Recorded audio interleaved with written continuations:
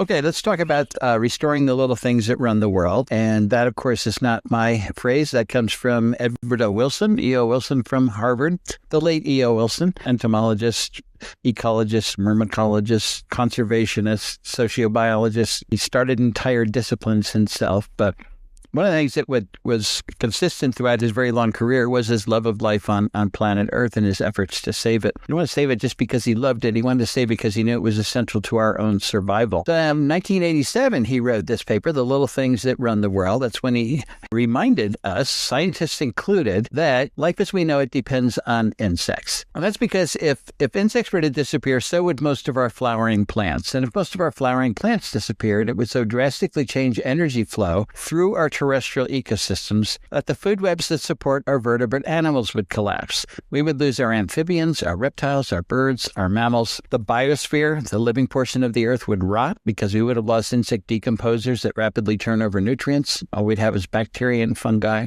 Important point here, humans wouldn't survive any of those important changes. So it was a somber message, but it was largely ignored because no one could actually imagine that insects might disappear. This was 1987. We spent a lot more time thinking about how we could kill insects. And besides, if we depend on insects, why do we have National Insect Killing Week? Now, that was 1929, but, our culture hasn't changed all that much. Most people see an insect and they do their best to kill it. This was a campaign to boost the sales of all brands of chemicals to rid the community of insects. Not of pests, but all insects. They gotta go. And even if we do succeed in ridding the community of all insects, at least in agriculture and at home, we don't worry about losing our insects because we think that they're still common in our natural areas. And there's two reasons that's no longer true. One is we don't have enough natural areas. We've taken those natural areas and we've turned them into our cities, and they're not, of course, designed to support insects. We've turned them into our suburbs. They're not designed to support anything. Even our rural areas are not designed to support insects. And how about agriculture? How about grazing? We got 770 million acres of rangeland in the U.S., just 4.5 times the size of Texas, dedicated to cattle, not to insects. And it's typically overgrazed, which means it's very poor at supporting insects. As a matter of fact, food production now claims almost half of terrestrial Earth, and that, of course, is not designed to support insects.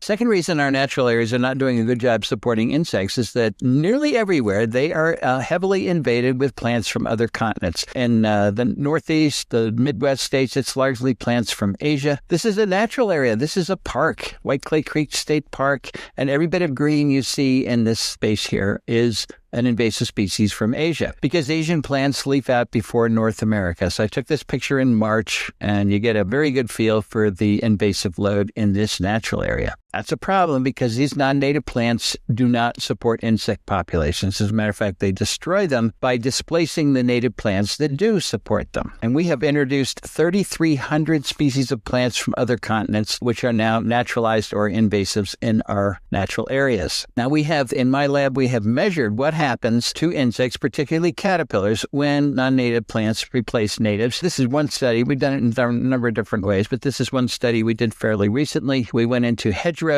I went in with an undergrad, and we measured caterpillar communities and invaded hedgerows. So we got a lot of autumn olive here and multiflora rose and Oriental bittersweet and so on, and compared them to caterpillar communities in hedgerows that were not invaded. And we got a 68% reduction in the number of species of caterpillars, a 91% reduction in the abundance of those caterpillars, and a 96% reduction in the biomass of those caterpillars, the amount of energy that those caterpillars are providing to that hedgerow. So if you think of caterpillars as bird food, you've just reduced it by 96%. And it's not just invasive species that are causing problems. We typically landscape with non-native plants from other continents, whether they're invasive or not. 83% of our ornamental plants are non-native. So ginkgos, for example, they're not invasive species, but they're also not supporting any caterpillars at all. So they're taking up space that could be supporting viable food webs. Now, when I was young, sites like this were common. I can clearly remember looking up at light poles, and that's what you would see around every light pole in the summertime. This is what your windshield looked like in a lot of places. That just doesn't happen anymore. It doesn't happen anymore. It's anecdotal, but doesn't happen. So the feeling is we are winning our war against insects, even though it is an undeclared war.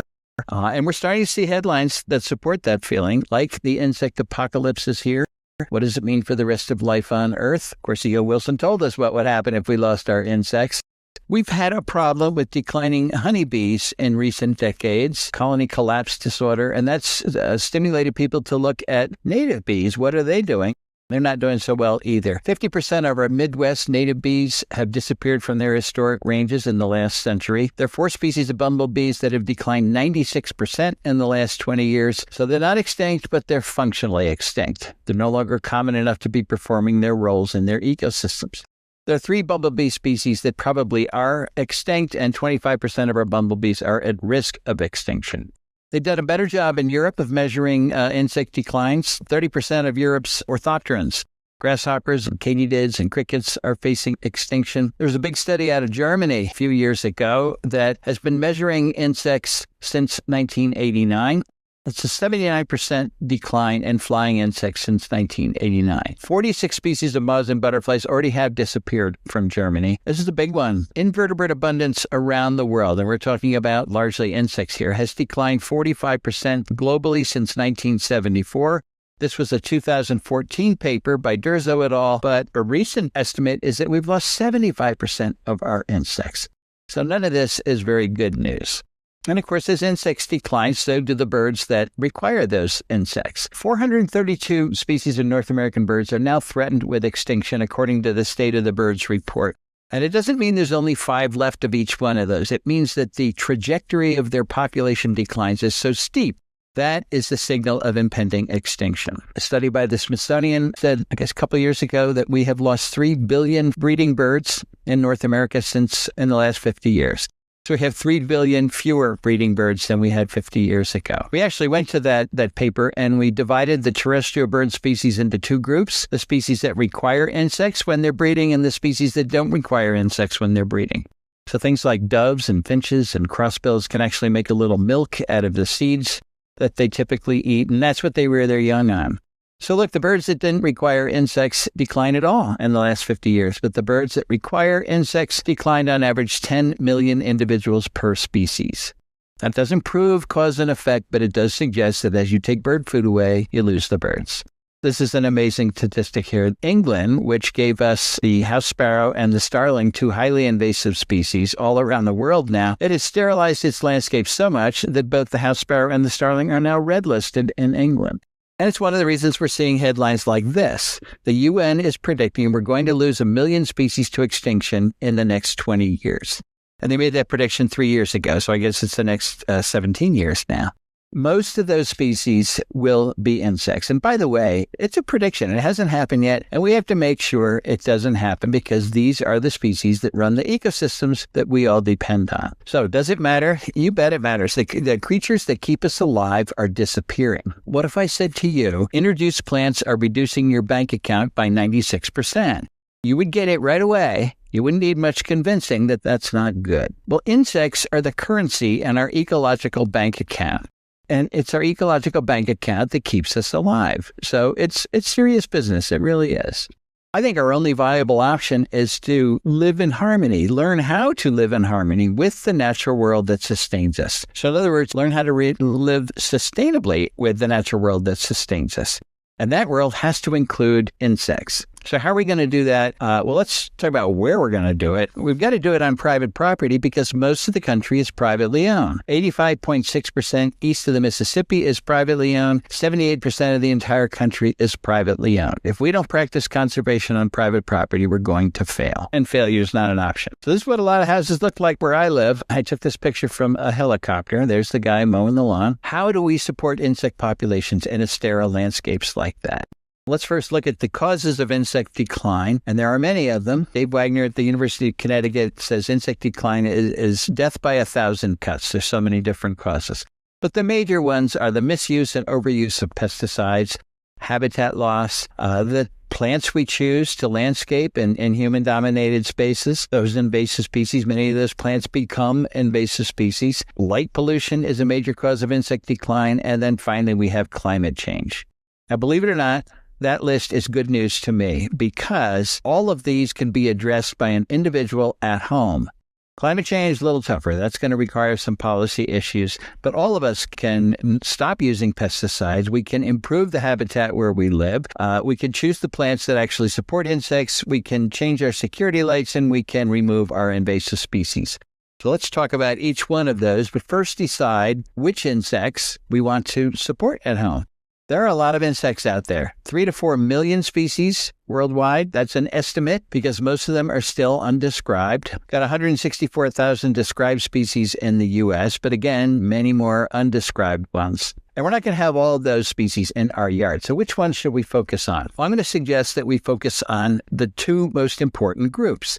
The insects that maintain plant diversity. Plants are essential. They're the ones capturing energy from the sun, converting it through photosynthesis into simple sugars and carbohydrates, which is the food that supports just about all the animal life on the planet. So we need those plants.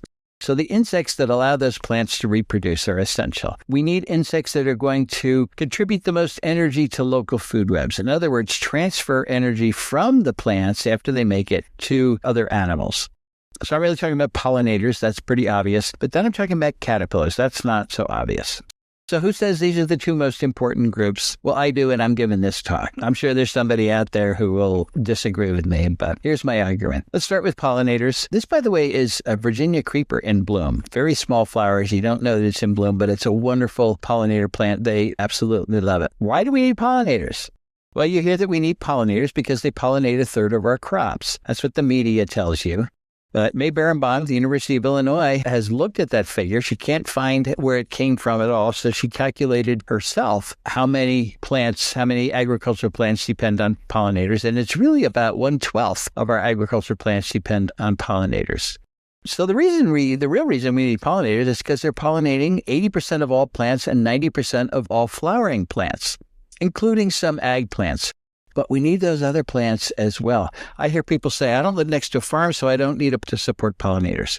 I say forget the agriculture argument. We need to support pollinators everywhere because we need plants everywhere. This is not good land stewardship. This is essential land stewardship.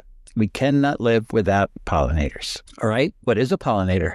Well, a pollinator is an insect that transfers pollen from the male part of the flower to the female part of the flower. And most of the insects that visit flowers don't do that.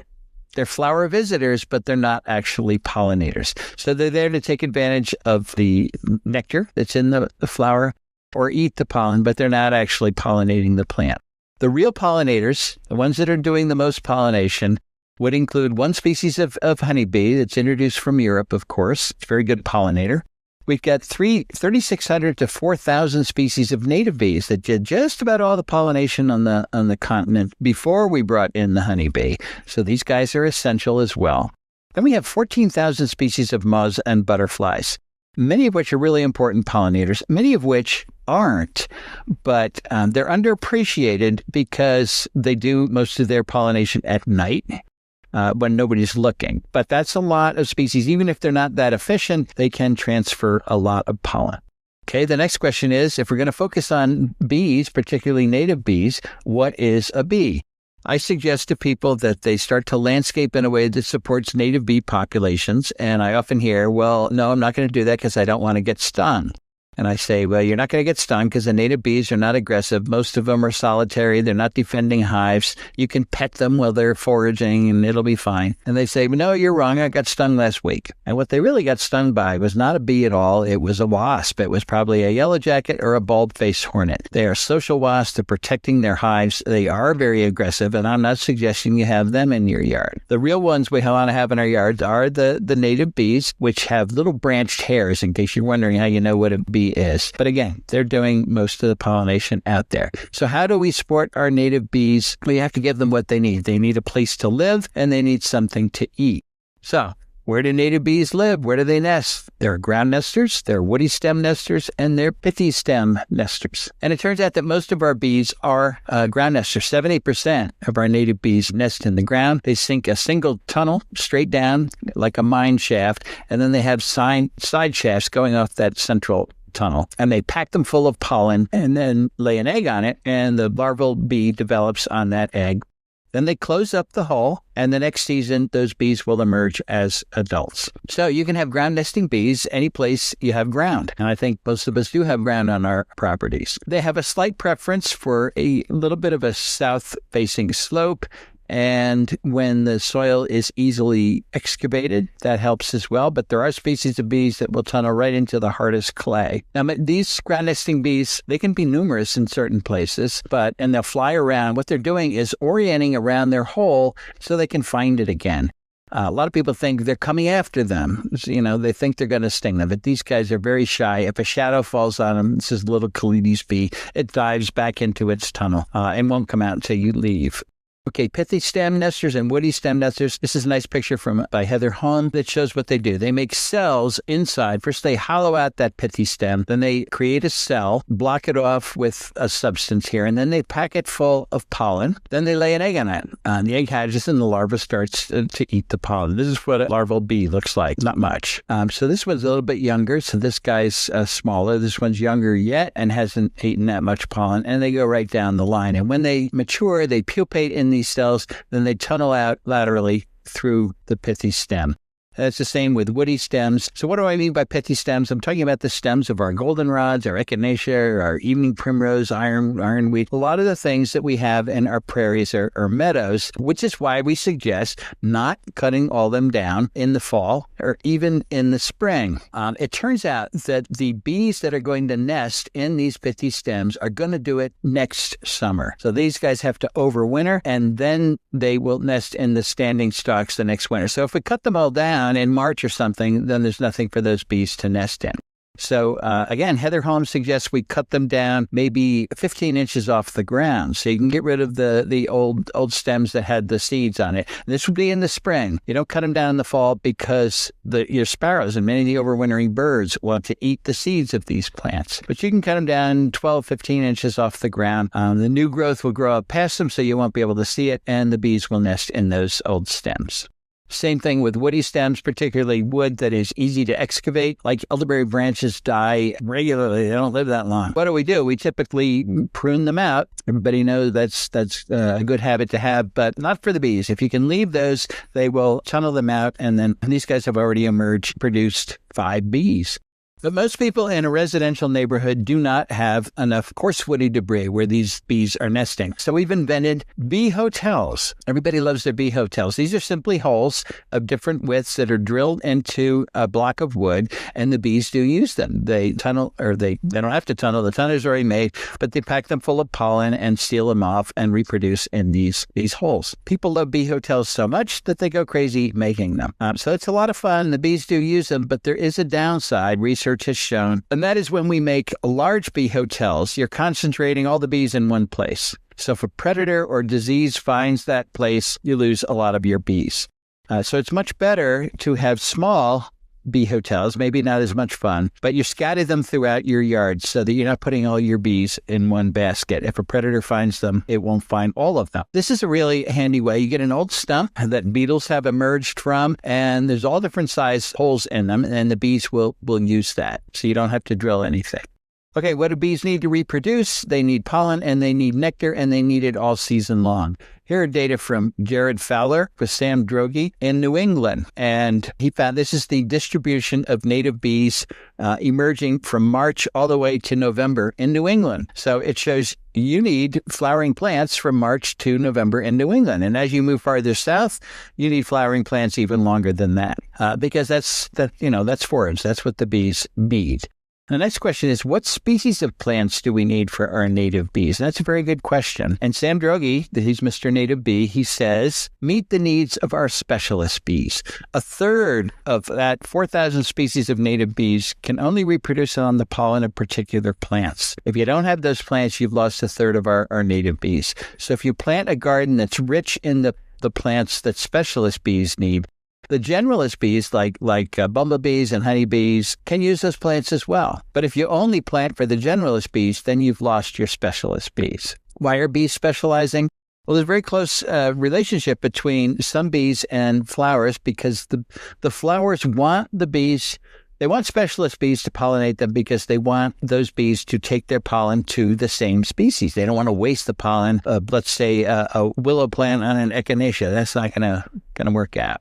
So, flowers, of course, differ in lots of ways. They flower at different times. They look different. They smell different. They have different morphology, different size petals and depth of the corolla and so on. The pollen morphology is species specific. These little nooks and crannies evolved to grab onto the hairs on particular species of bees so the pollen, they're transported the most easily. And pollen also differs a lot in its nutritional value. Those are all opportunities for bees to specialize on particular pollens.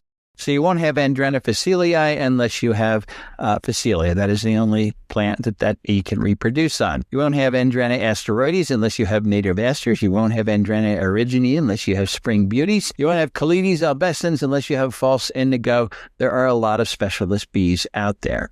These plants are the best plants in particularly the upper Midwest for specialist bees. Our perennial sunflowers, Symphyotrichum, the native asters, very good. Goldenrods, very good. Evening primrose. If you have just these 3 genera of plants in your yard, you can have up to 44 species of bees that will breed in your yard. If you don't have them, that's 44 species of bees that can't breed there. And then you go right down the list. Most plants do have specialist bees associated with them. So a planting like this, and this would be great for fall bees. And of course, the migrating monarchs is wonderful for not just the generalist bees, but the specialist bees as well. All right, that's what we're going to say about bees. Let's talk about those caterpillars, the meat and potatoes, the bread and butter of terrestrial food webs. That's what Dan Jansen says, very famous ecologist. They are transferring more energy from plants to other animals than any other type of plant eater. So if we design landscapes that don't have a lot of caterpillars in them, we're going to have failed food webs and eventually failed ecosystems. So caterpillars turn out to be really important.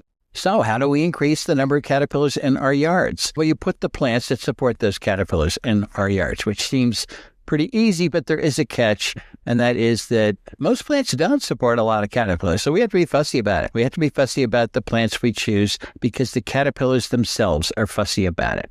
And it's the plants that have made them fussy. Plants don't want to be eaten. They want to capture the energy from the sun and use it for their own growth and reproduction. So they've loaded their tissues with nasty-tasting chemicals, secondary metabolic compounds that make those tissues either bitter or downright toxic. And next summer, if you can remember to do this, go out and eat a plant and see if you like it. You're not going to like it. It's a really effective defense. It keeps most of the insects of the world from eating most of the plants of the world, which is why it's green out there in the summertime. It's not because there's no insects out there that want to eat those plants. It's because most of the insects that are out there cannot eat most of the plants. They are too well protected. But insects do eat plants. So how do they do that? How do they get around those chemical defenses? Well, most of the insects that eat plants are what we call host plant specialists. They can only eat plants for which they have adaptations that allow them to circumvent all of those defenses. They have specialized enzymes that store and excrete and detoxify those compounds, behavioral adaptations and life history adaptations that minimize the insect's exposure to those compounds. But it takes a long period of interacting with those plants for all those adaptations to fall into place. It does not happen overnight, and that's why when we bring in plants for other continents, our native insects are unable to use them. That's a generalization, but they can use them far less effectively than they can use the native plants that they have co-evolved with. There are 3 kinds of plants out there. Plants that contribute a lot of energy to local food webs, plants that do not contribute energy to local food webs, and plants that actively remove energy from local food webs. The very best contributor in 84% of the counties in which they occur is one of the oaks. They're contributing more energy to local food webs than any other plant genus by far. Good example of a non-contributor would be a ginkgo. Ginkgo biloba from Asia. It's a good ornamental plant. Has good fall color, but nothing eats a ginkgo, which means it's not adding any energy. It's captured energy from the sun, but it's not passing it on up the food web. And a good example of a detractor would be Callery pear, Bradford pear, privet, burning bush, any of these invasive ornamentals that we've brought in, because not only do they not pass on their energy, but they escape and they biologically pollute the ecosystems around us. When they become invasive like this, they have pushed out the contributing native plants, and that means a net loss of energy from that local food web. So all I'm trying to say here is that plant choice matters. If we're going to restore ecosystems, we're going to do the restoration a lot of people are interested in these days, we have to do it with the right plants or it won't work. You won't have functional food webs in those ecosystems. So, for example, if I want to have the beautiful Pandora Sphinx at my house, and by the way, I do want the beautiful Pandora Sphinx at my house, I need to plant Virginia Creeper. That's their favorite host plant. If I want the tulip tree silk moth, I need tulip tree. If I want Luna moths around this part of the world, they're going to do best on sweet gum. Zebra swallowtail, wherever you go, it requires pawpaw. It's a real extreme specialist. And when I say requires, I'm talking about the caterpillar. They're specializing on the leaves of these plants.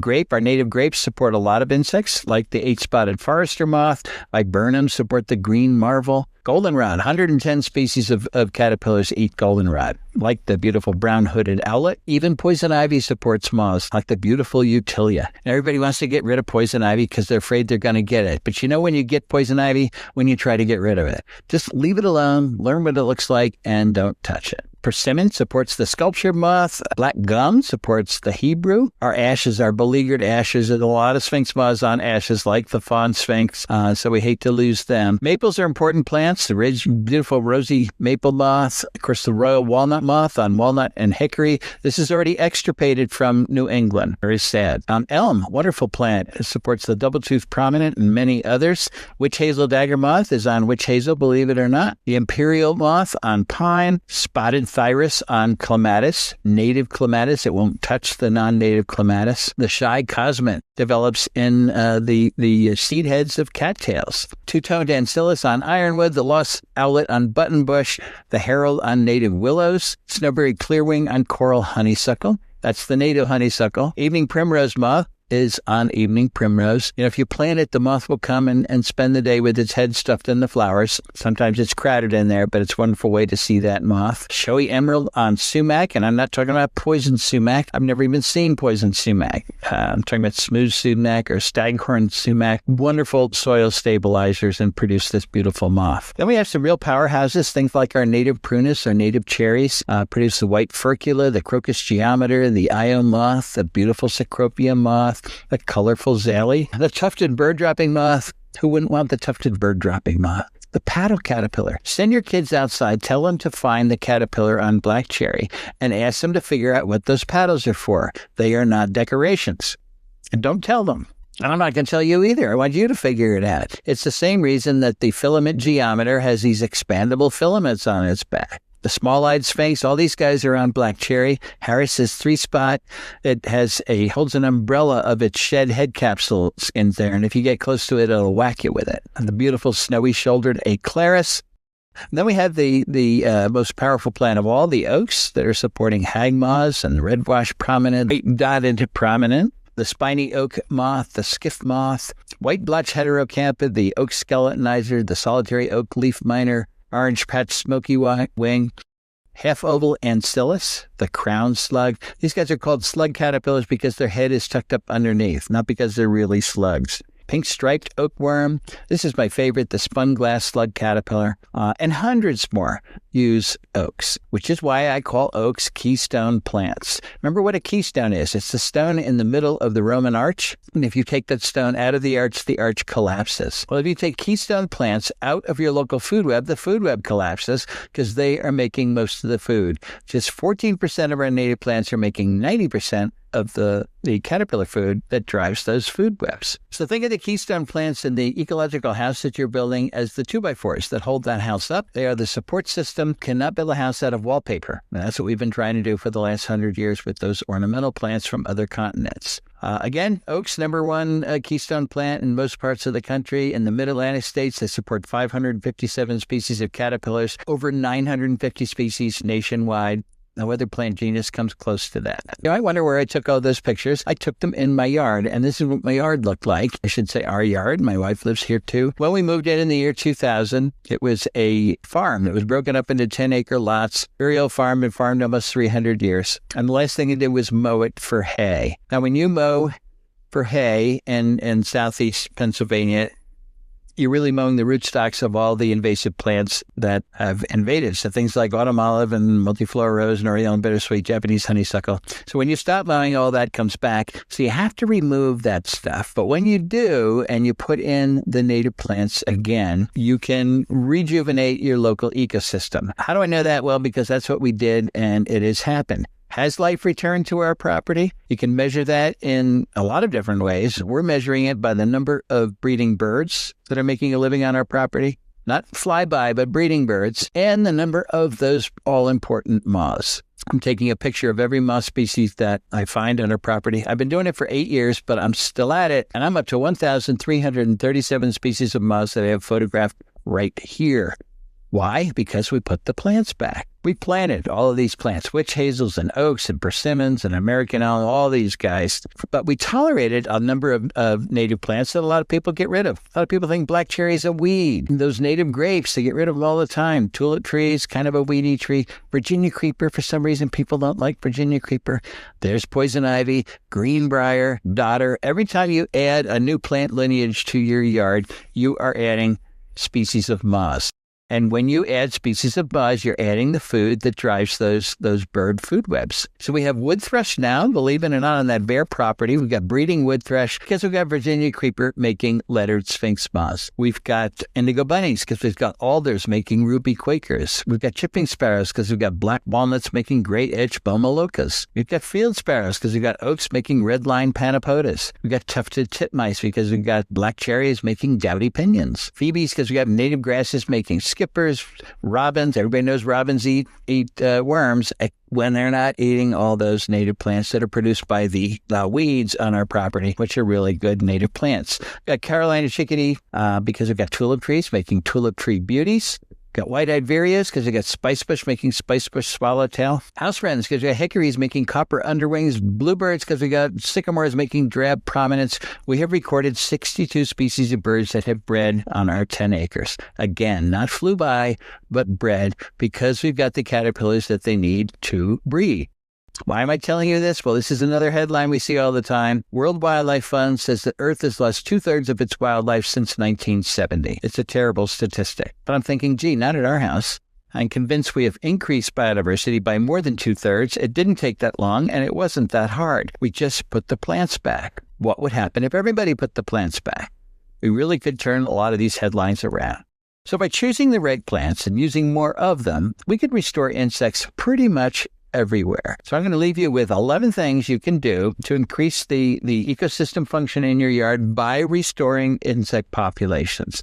The first one is to reduce the area you have in lawn. Got a lot of lawn out there. About 44 million acres is the latest estimate. That's an area bigger than all of New England dedicated to an ecological deadscape. Now, there's 4 things that every property has to do. Every property has to manage a watershed. Every property has to support pollinators. Every property has to support a viable food web. And every property has to sequester carbon. Lawn does none of those things, which is why I pick on it all the time. So why do we do that? Well, it's a status symbol, and we like neat, and we have to display our Halloween decoration. But we can reduce the area of lawn. I drive by this church in Mississippi when I go down there, and it always strikes me that people are inside worshiping God's creations, and on the outside, they're killing them all. They're not thinking.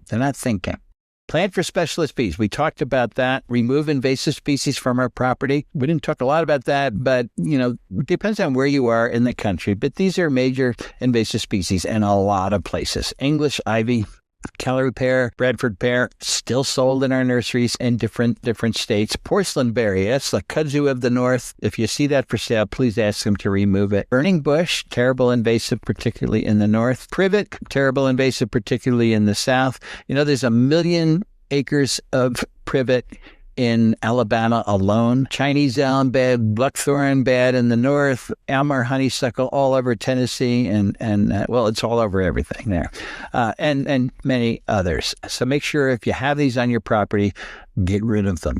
Okay, use keystone plants. We talked about how important that is. Those are the plants that are going to support the local food web. Landscape for caterpillars. What do I mean by that?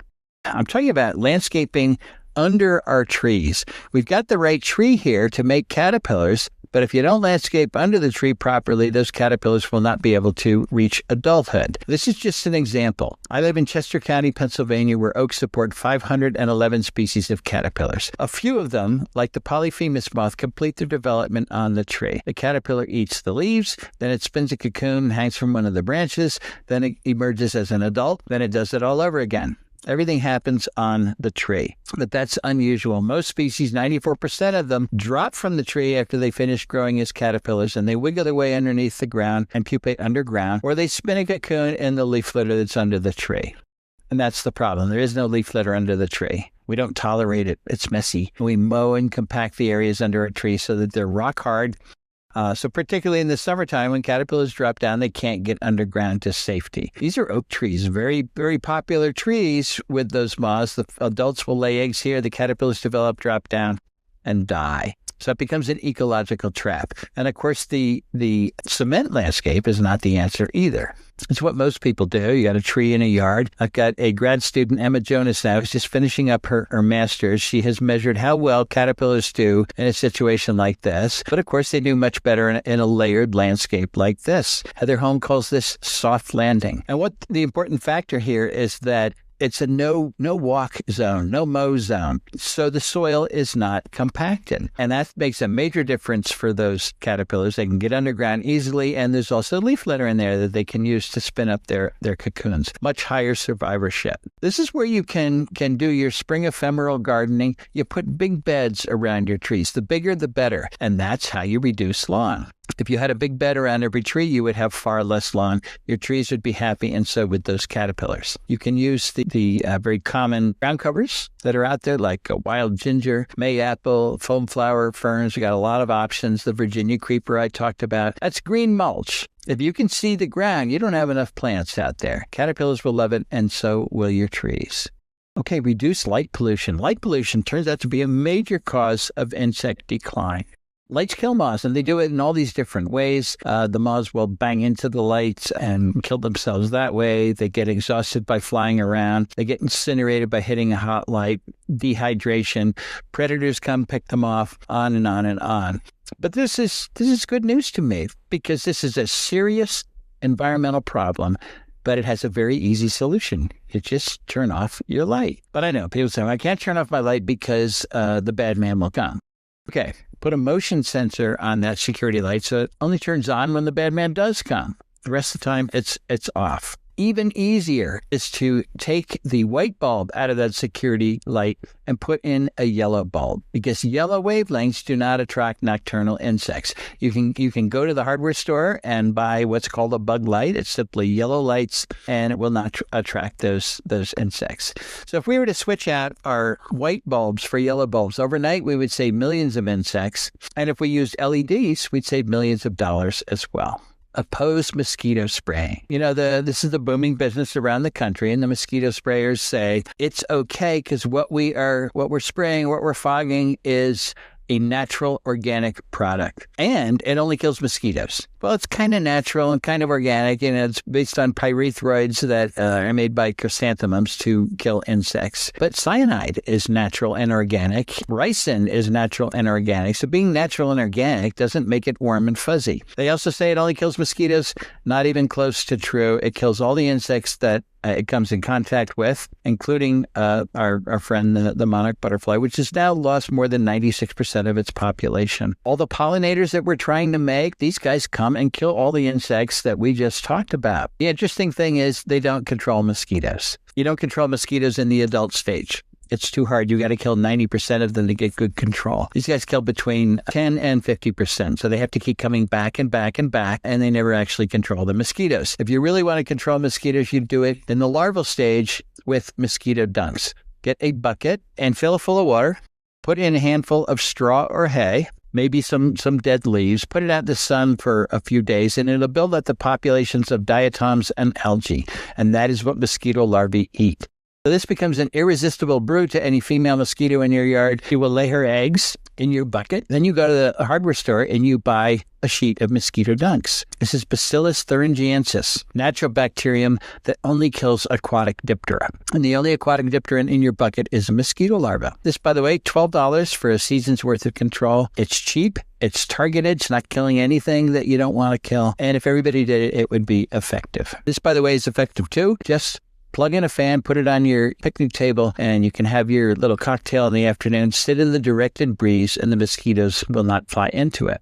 Since we're talking about insecticide use, let's minimize all insecticide use. It's not necessary. When you go to the hardware store and you look at the rows and rows of home insecticides that are for sale, you can tell a lot of people are buying insecticides because they see an insect. The only insects we really need to control at home are termites, and there are professionals that do that. They use baits. You don't have to worry about it at all. And that includes bug zappers. We did a study way back in 1996 looking at the percentage of kill in a typical bug zapper, put up trays under the bug zappers and caught the insects that were killed. And it's 99.98% of the insects killed are not biting flies. They're not mosquitoes. They're not ceratopagonids. They're not anything that would bother you. So all those zaps turn out to be non-targets that are actually driving the food web. We're killing them for nothing. Finally, share a native plant. You know, the supply of native plants in the nursery industry is not meeting the needs of the demand at this point. Now, it'll increase, but in the meantime, you can gather things like acorns, put them in a pot, and grow your little oak tree, and then give it to somebody. This is how we bred this. A lot of people say, well, I can't do anything you tell me because my homeowners association does not allow it. Well, that does exist, but I suggest you join your homeowners association. Educate them from within.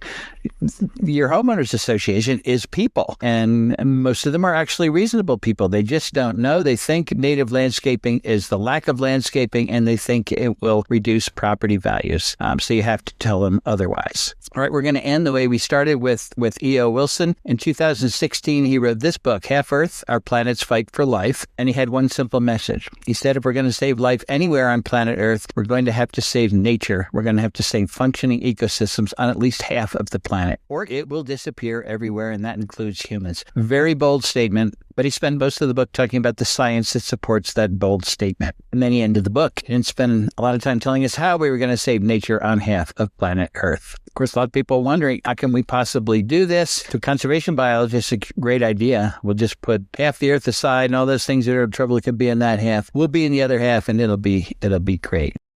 To realize E.O. Wilson's dream, we really need a new approach to conservation. No more, humans and nature being segregated. We've got to give up the ideas that humans and nature can live together. We can coexist in the same place at the same time. As a matter of fact, that is the only productive way forward. That does not mean that you have to save insects for a living, but you can save them where you live, and if you do, it empowers you. There are more and more people that recognize planet Earth has a lot of serious issues, but they feel powerless.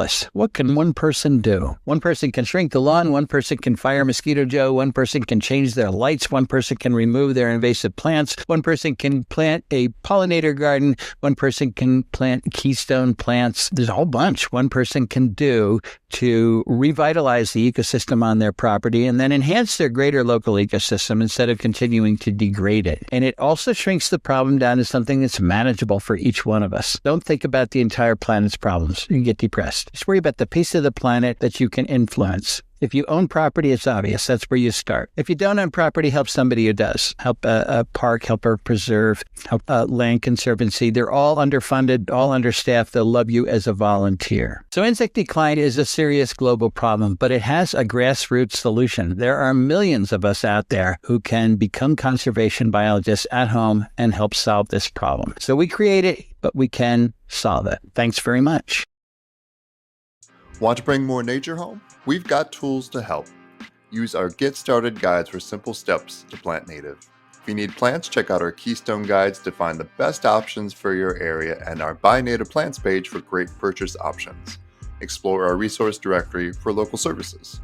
Then add your space, no matter how big or small, to the HNP Biodiversity Map. The map creates a dynamic visual of where the movement is thriving and where action is needed. Add your landscape as an individual or add your business or organization to work together toward a common planting goal. Stay connected through our newsletter, social media, and Facebook group. We are thrilled to have you as part of the movement. Visit hnp.org to get started.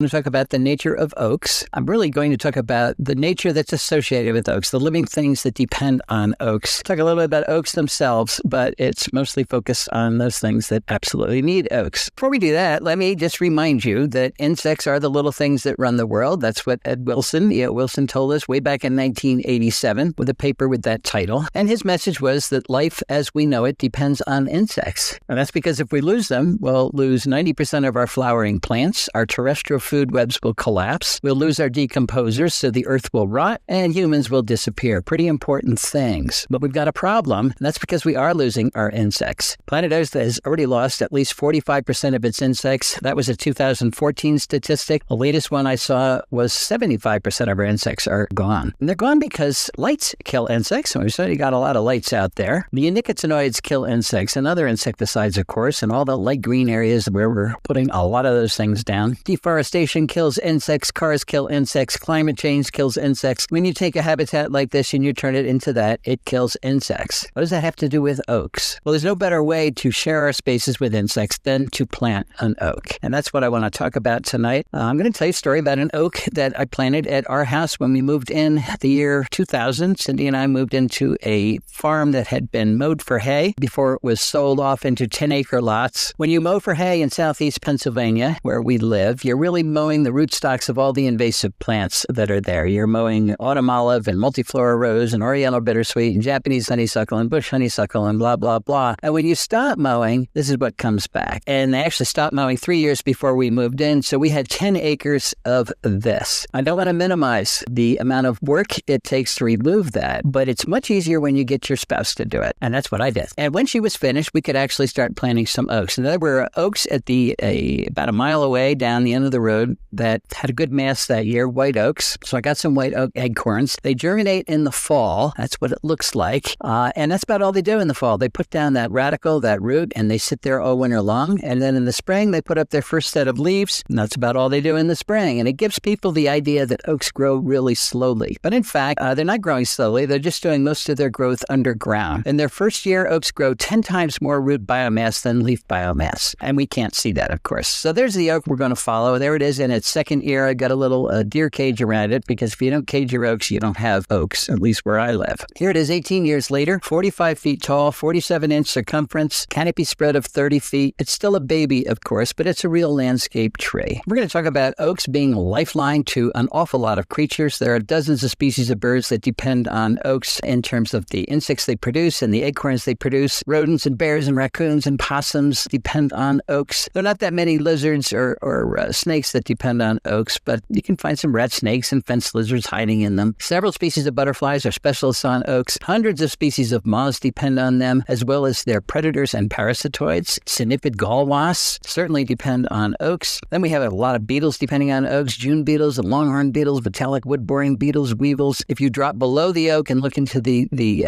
oak leaf litter, you've got lots of spiders and dozens more arthropods and mollusks and annelids, all depending on oaks. So it's a very diverse web of life associated with oaks, and the problem is it goes unnoticed. And if it goes unnoticed, it's unappreciated. And that's exactly why I wrote the book, The Nature of Oaks. It is a month-by-month guide to the life that is on your oaks. And the idea, of course, was to provide the knowledge, hoping that it generates interest. And interest often generates compassion, and then compassion often leads to action. And all of those are good things in these days. So first, a few facts about oaks. They're in the genus Quercus. It's a large genus. There's 91 species of oaks in North America, 435 species globally. The word Quercus comes from the Celtic quer, meaning fine, and ques, meaning tree, and oaks are indeed fine trees. There are 4 major taxonomic sections in the genus that are found in North America, and you'll hear these terms, so we'll briefly mention them. The section Quercus, the white oak group, Lobate is the red oak group, Parentes is the live oak group, and Protobalanus is a much smaller canyon oak group in the west. This is the distribution of oaks. There is at least one oak species any place except where it is brown. So you're talking about the northern Rockies and the high dry plains, oaks drop out. But every other place we have oaks. Center of distribution for oaks in North America is the southeast. But as you move into Mexico, there are 200 species of oaks in Mexico. Oaks live a lot longer than we typically think. These are data from Europe, but in Europe, at least, there's a 900-year average life cycle. 300 years of growth, 300 years of stasis, and 300 years of decline. And during each one of those periods, they're delivering unique ecosystem services. Now, most of our oaks don't live that long, and we'll talk about why. Penchenka oak may be the oldest oak in this country. Coastal live oak is estimated to be around 2,000 years old in California. But if you're really lucky for the oldest oaks, again, we go to California. Look at the Palmer oaks. They're scrubby little things. They get about 5 feet tall. They kind of creep along the ground, but they've been estimated to be around 13,000 years old. So some of the oldest living things on the planet are, in fact, oaks. Oaks can be big. The Y oak in Y, Maryland was the biggest white oak in the country. It was enormous. It fell over, I don't know, maybe 20 years ago in a storm. This is the Early oak in Wilmington, North Carolina. So they get huge. But another thing we're going to mention is that there are small oaks too. So even people with small yards can put an oak in them. And then finally, we'll talk about the superior ecological function of oaks. They have what I call the highest biodiversity value, meaning they are supporting the most species compared to other trees. They're sequestering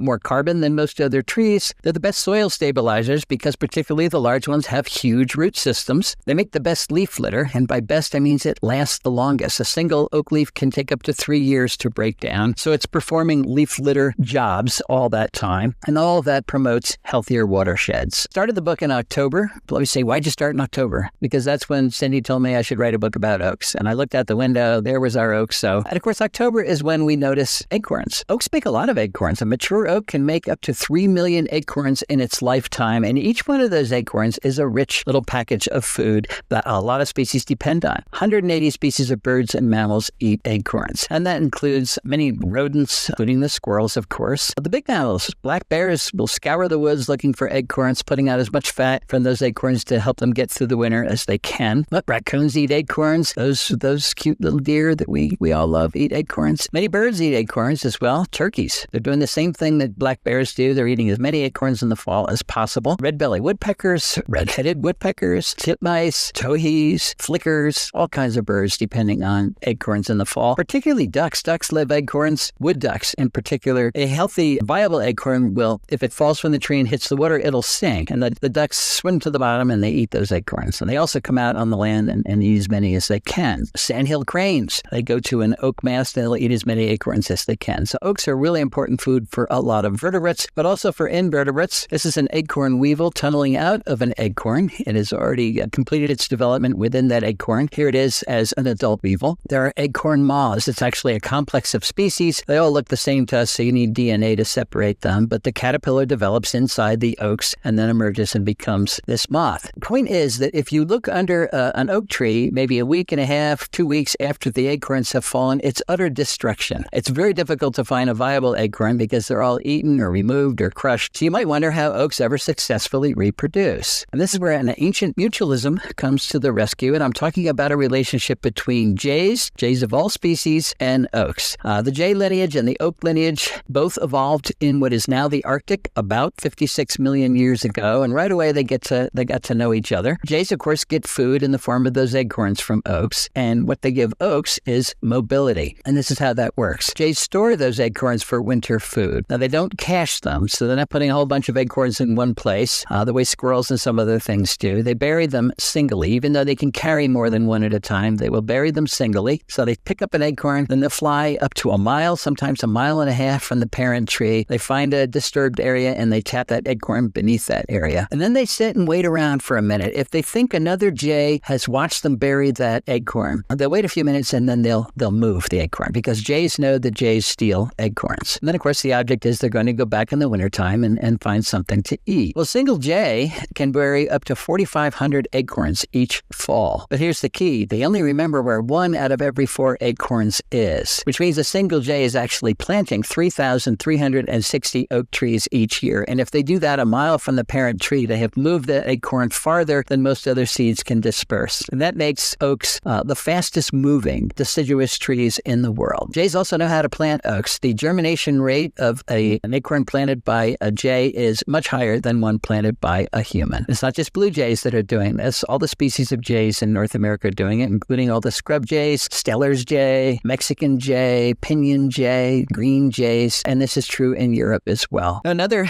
bird that's associated with acorns is the acorn woodpecker, very beautiful bird in the Southwest, and it has a similar relationship with acorns in that it uses them as winter food, but it doesn't bury them. What it does is store them in holes that it has drilled into dead trees. So there's an acorn stuffed in a hole there. They drill these holes, stuff the acorn in, and then when they need it, they pull it out and eat it. Well, a single acorn tree, we call them, can have 50,000 holes drilled in them, and they use them year after year. It's something that family groups defend. So these are social birds, and they defend them from other family groups of acorn woodpeckers. So if you have an acorn tree in your yard, it's actually very entertaining to watch them vie over that tree. Okay, November is when you might remember whether or not there were a lot of acorns that year or whether there were very few. If there's a lot, it's called a masting year. And if there's very few, they don't call it anything. But masting, so you're talking about really asynchronous reproduction in oaks, which is unusual in plants. So ecologists try to explain the unusual. And there's 4 leading hypotheses to explain why oaks mast: predator reduction, predator satiation, improved pollination, and energy partitioning. And these are not mutually exclusive. They all could be contributing to the evolution of masting. Predator reduction. Now, if you have a mast year, there's a lot of food for predators, for the squirrels, for the acorn mules, the acorn moths, and the populations explode. So you end up with a lot of these creatures depending on acorns. Then the next year, if you have very few acorns produced, the populations crash. There's actually starvation that reduces the population numbers. And oaks usually go 2 or 3 years between masts, and then when they produce another mast, there are more acorns than the predators can eat. That's called predator satiation. So this is an acorn weevil outside of the acorn. There wouldn't be enough acorn weevils to eat all of the acorns. Improved pollination. Oaks are wind pollinated. These are the male catkins that hang down. They release pollen on the wind. And that, of course, is a game of chance. The pollen is just floating around. These tiny little red things here are the female flowers. So what's interesting about oaks is that female flowers on a single tree do not mature at the same time the pollen is released. So an oak cannot pollinate itself. It depends on pollen from another tree. And if all the trees are releasing pollen en masse, the chances of pollination are much greater. Energy allocation. There's never enough energy to go around, so oaks tend to allocate it either towards reproduction, they make a lot of acorns, or towards growth and make very few acorns, but they rarely do both at the same time. And by the way, if you're wondering whether oaks have good fall color, this is a scarlet oak. They can have excellent fall color. So all those hypotheses are, again, not mutually exclusive. They can be combined to explain the evolution of masting behavior. December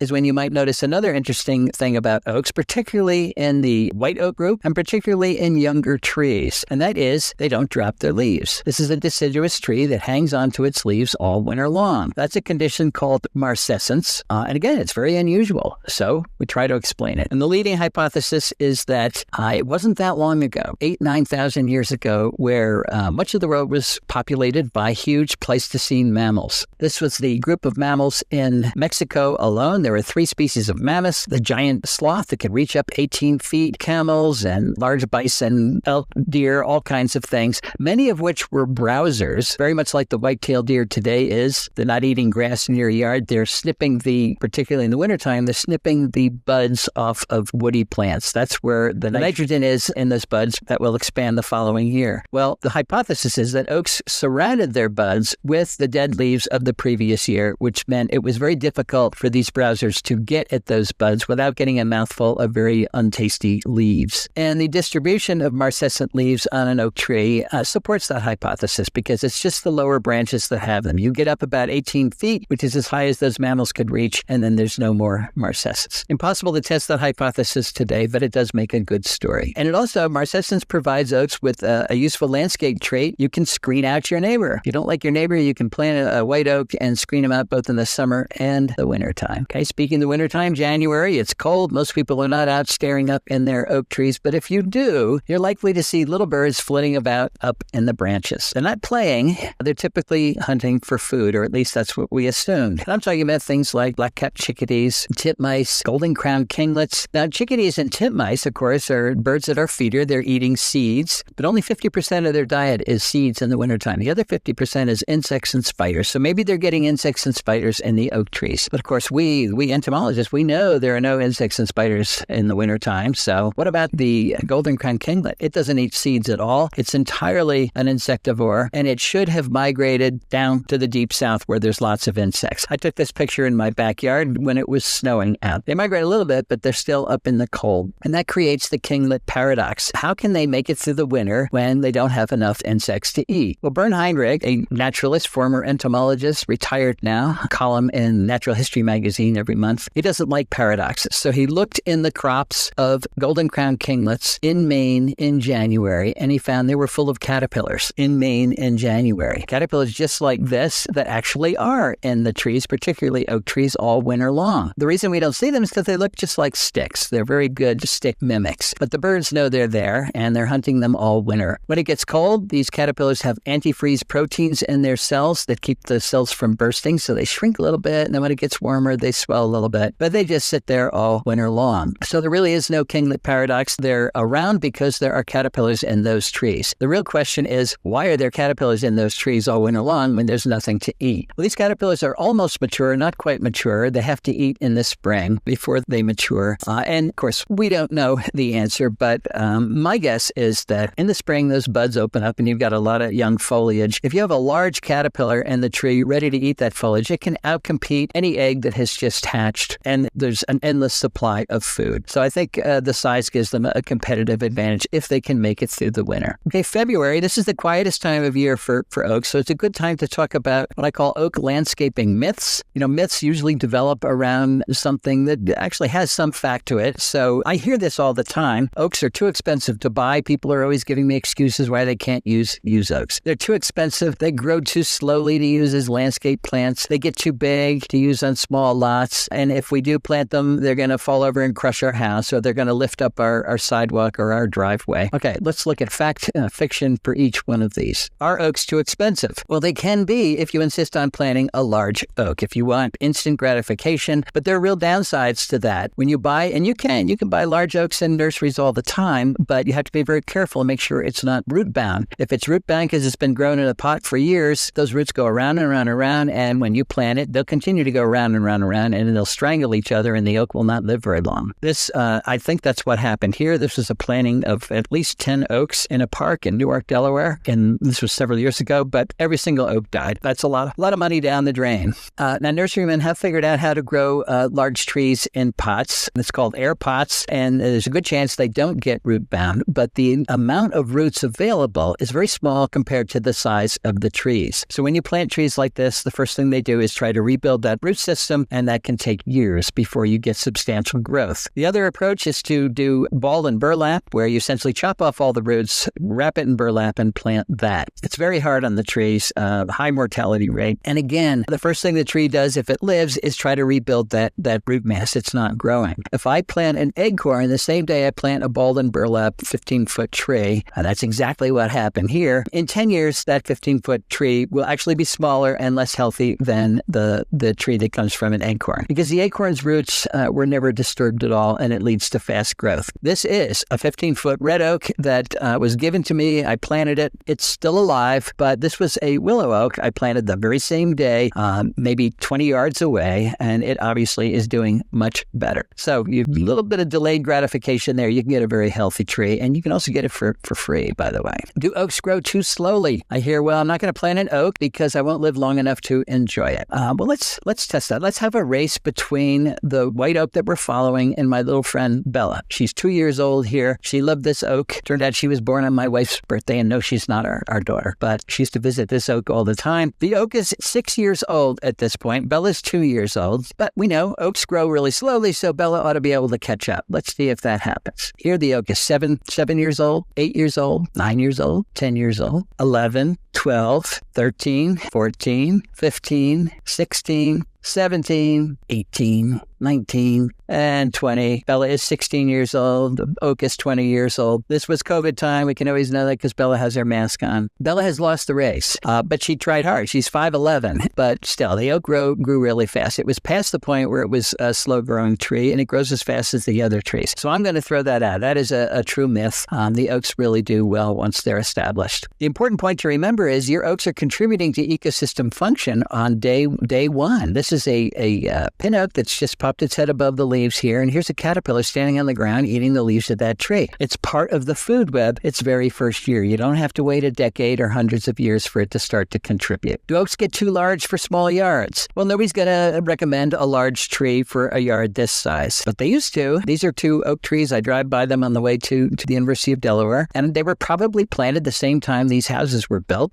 which was probably about 100 years ago. Now, remember, 100 years ago, there was no air conditioning, so these trees shaded the house and dropped the temperature of the house by at least 10 degrees, provided a valuable service. They have not lifted up the sidewalk. They haven't fallen over and crushed the house. But again, nobody's going to recommend that these days. This is a large oak in Chestertown, Maryland, next to a large church. Unfortunately, they didn't cut it down. This is a Quercus garryana, the Oregon white oak, very large tree in the middle of a tiny yard in Portland, Oregon. So you can find it. It does happen. Point is, we have small oaks. In the east, all of these species, particularly the dwarf chestnut oak, is in the trade, Quercus prinoides. More species available in the west. You can find a small oak. This is the dwarf live oak, Quercus virginiana minima.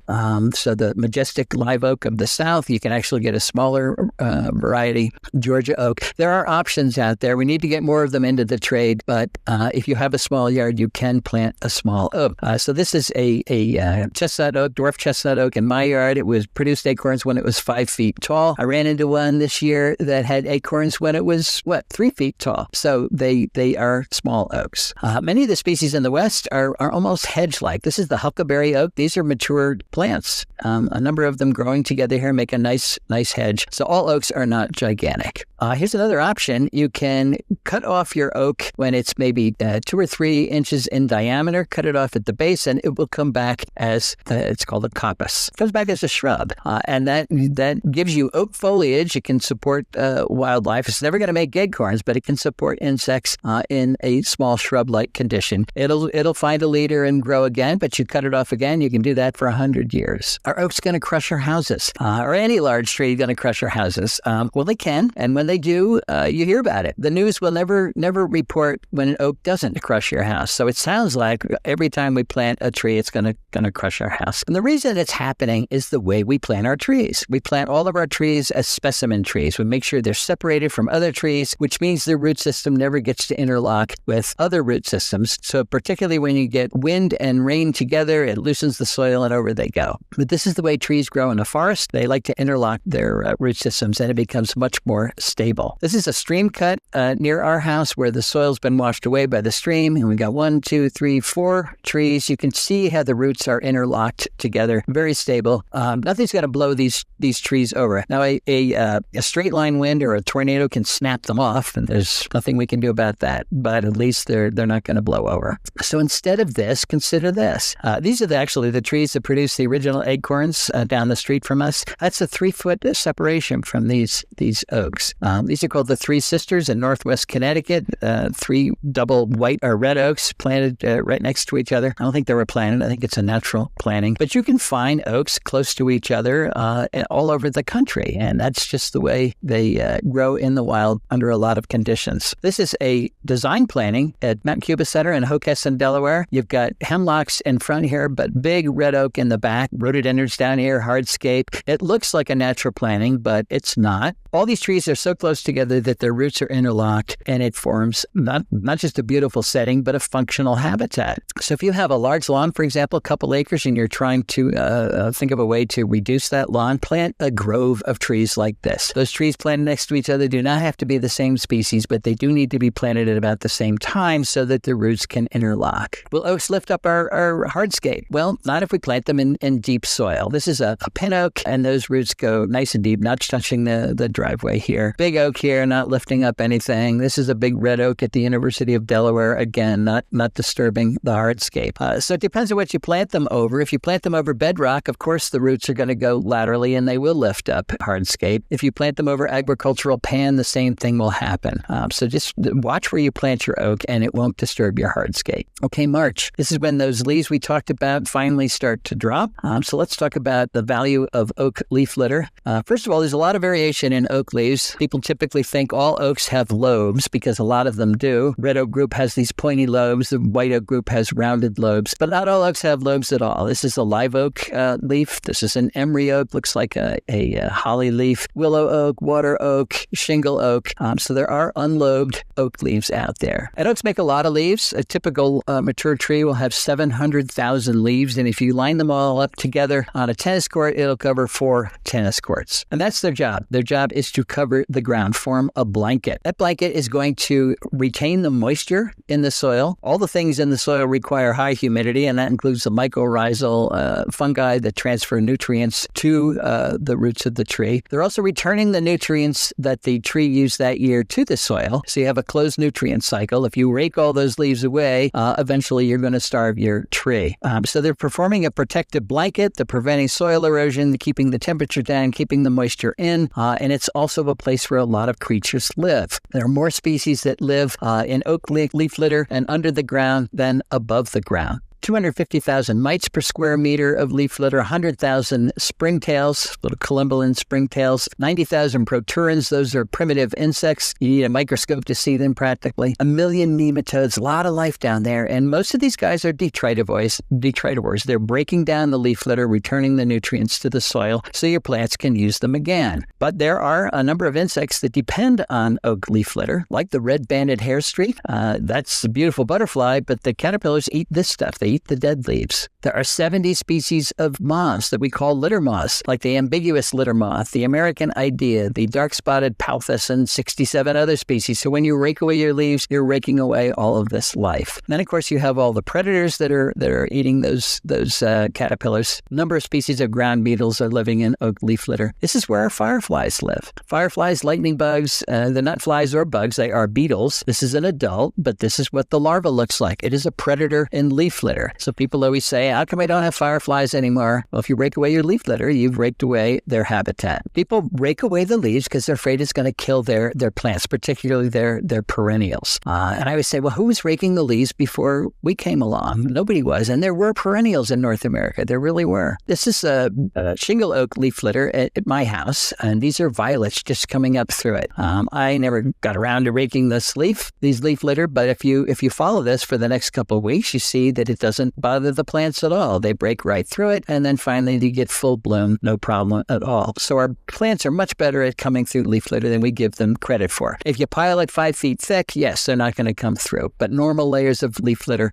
plants are pretty good at handling them. Okay, April is when those buds we mentioned are finally breaking, and it's your chance to see one of the most ephemeral interactions in all of nature. Lasts about 5 minutes each year. Happens in a lot of places, but only for about 5 minutes. And I'm talking about when cynipid gall wasps lay their eggs in oak buds. This is what a cynipid gall wasp looks like, at least one of the species. Here's another species. This is a female. That cylindrical thing looks like a syringe, and it acts like a syringe. It is the ovipositor, and she is depositing an egg in the bud of a white oak in my yard. This guy is a male who's riding her. Now, he's already mated with her, so the egg she's depositing will be fertilized by his sperm. But he's riding her to make sure that the next time she lays an egg, it will also be his sperm and not somebody else's. This male wishes he was this male. So here she is. She's laying an egg into this oak bud. But along with that egg, she's injecting plant hormones that will direct the growth of the undifferentiated cells. Think of them as stem cells in this oak bud.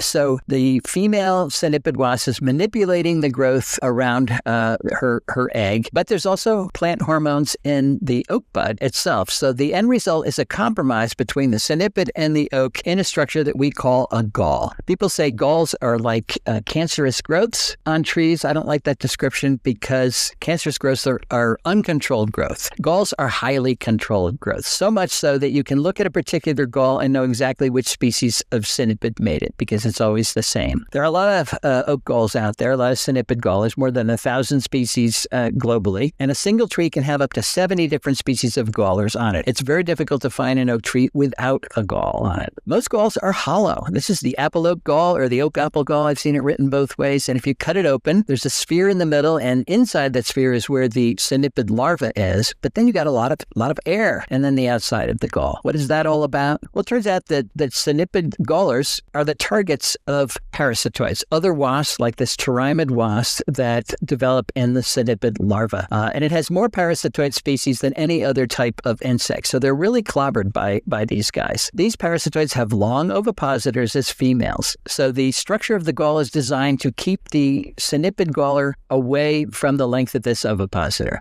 So the ovipositor, in order to reach the synipid, has to be longer than that air space. Now, in the beginning, the oak gall is quite small, and that's when the parasitoid can reach the synipid. But it's a brief time window. It grows very quickly, and soon it's out of reach of the ovipositor. The longest ovipositor in a pterimid wasp is in a species that's in the west, and it attacks the largest gall that we have in this country. On the Quercus garryana, the Oregon white oak, it needs that long ovipositor to reach the synipid inside. A lot of variation in gall structure, size, and shape. Many of them are spherical, and they develop on leaves, or they're spheres that develop on stems. Some look like that. Many of them look like plant diseases. People mistake them for plant diseases. Each one of these is a separate gall. This is what looks like pottery in my yard. This one looks like a brain. This one looks like a buttocks. Now, I'm making these names up, of course.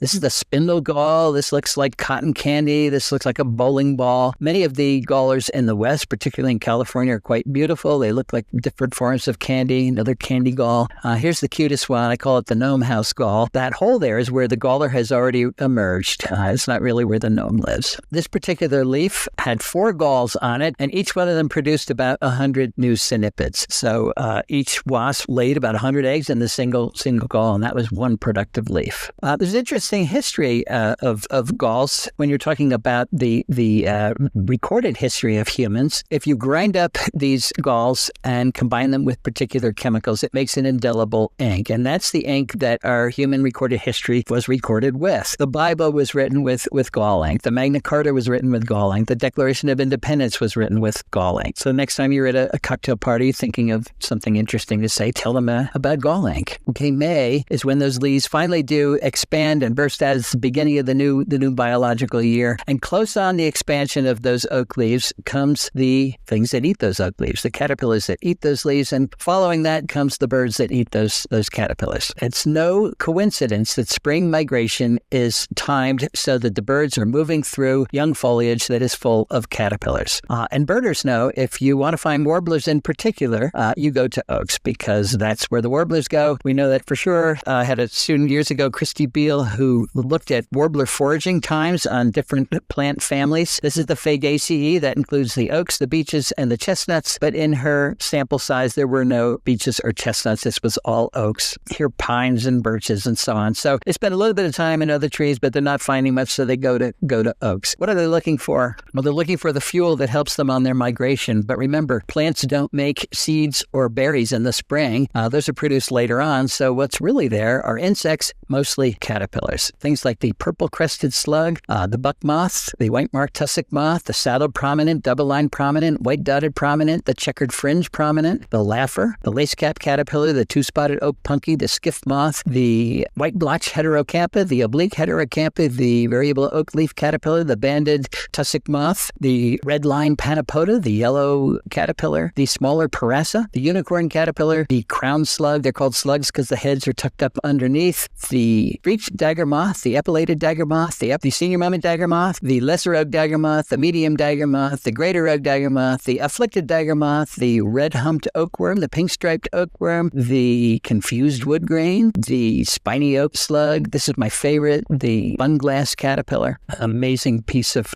evolution right there. And hundreds of other species are on oaks. So this is what our yard looks like today. We put a lot of plants back, and I've been counting the number of caterpillars that I are now making a living at our house, and I'm still at it, but I'm up to 1,336 species, just moths. I haven't gotten to the butterflies yet that are making a living in our house. The statistic I want to focus on that 28% of them use oak. So almost a third of the species of moths, the bread and butter of terrestrial food webs, depend on the oaks in our yard. And because we have so many caterpillars that are types of bird food, we've recorded 62 species of birds that have bred on our 10 acres. Not flew by, but bred, because we've got those caterpillars. And it's oaks making most of those caterpillars, which is why I call them keystone species. Remember what a keystone is. It's a stone in the middle of the Roman arch, and if you take it out of the arch collapses. Well, it turns out that just 14% of our native plants are making 90% of the caterpillar food that drives terrestrial food webs. And oaks are the number one keystone plant in 84% of the counties in which they occur. They're supporting more than 950 caterpillar species nationwide. No other plant genus comes close to that. I keep talking about caterpillars. Why do we need so many caterpillars? Well, again, they are the meat and potatoes, the bread and butter of terrestrial food webs. They are transferring more energy from plants to other animals than any other type of plant eater. So if we design landscapes that don't have a lot of caterpillars in them, we're going to have failed food webs and failed ecosystems. And it's not just the migrants that are depending on those caterpillars. Many of you have seen this statistic before, but we know a lot about Carolina chickadees. It takes 6,000 to 9,000 caterpillars to get one clutch of chickadees, depending on the number of chicks in the nest, to the point where they leave the nest. And after they leave the nest, the parents continue to feed them caterpillars another 21 days. So you're talking about tens of thousands of caterpillars required to make one bird that is a third of an ounce, or a nest of one birds that are a third of an ounce. And again, that's a lot of caterpillars. We don't want just one nest. We want all kinds of bird species. Who's going to make all those caterpillars? Our oaks. Okay, June.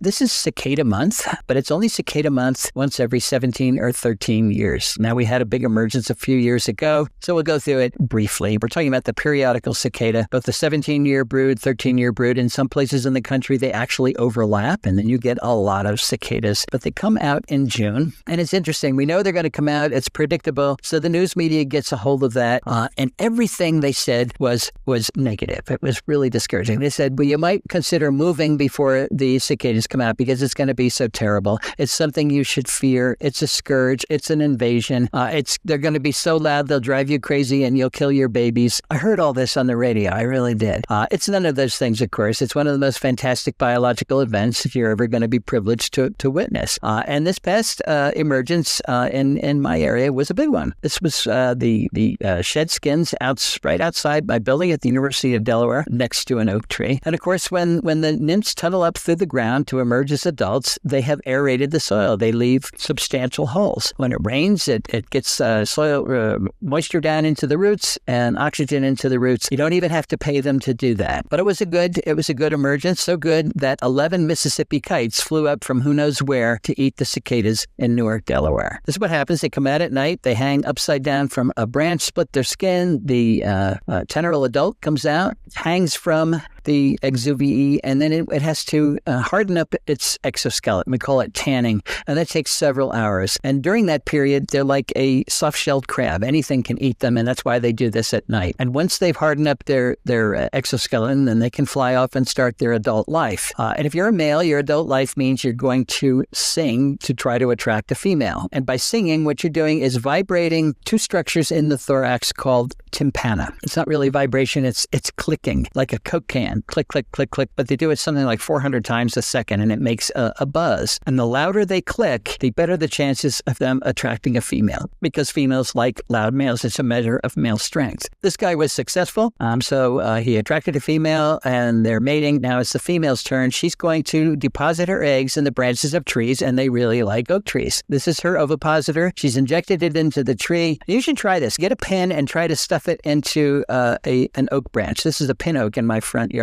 You'll bend the pin, but she works it, and she gets that ovipositor in there somehow, and then she lays an egg. And she lays another egg and another egg and another egg, 4 or 5, 6 eggs in a row. Then she goes off and finds another branch and does it again. And typically, from the point where they oviposited on out, the branch dies. It's called flagging. People get upset. They say, oh, they're going to kill my tree. They're not going to kill your tree. They're just going to prune it once every 17 years, and that's okay. Then the eggs hatch, nymphs fall to the ground, tunnel underneath the ground, and start to suck on tree roots. A single oak tree can house or support 40,000 nymphs on its root system without any measurable impact on its growth rate. And that's because they're sucking xylem, which is essentially water. I had a student look at the trees that the cicadas preferred to oviposit on. The green bars here are types of oak trees, and he did that by measuring flagging as he drove around Newark. So they do oviposit on other trees, but there's more flagging on oaks than anything else. And then they die. It takes about 3 weeks, and that's it. You don't see them again for another 17 years. So the real question is, why are they staying underground 17 years? And the answer that has been suggested is predator satiation. A lot of things eat cicadas, and if they come out in huge numbers, then there are never enough cicada eaters around,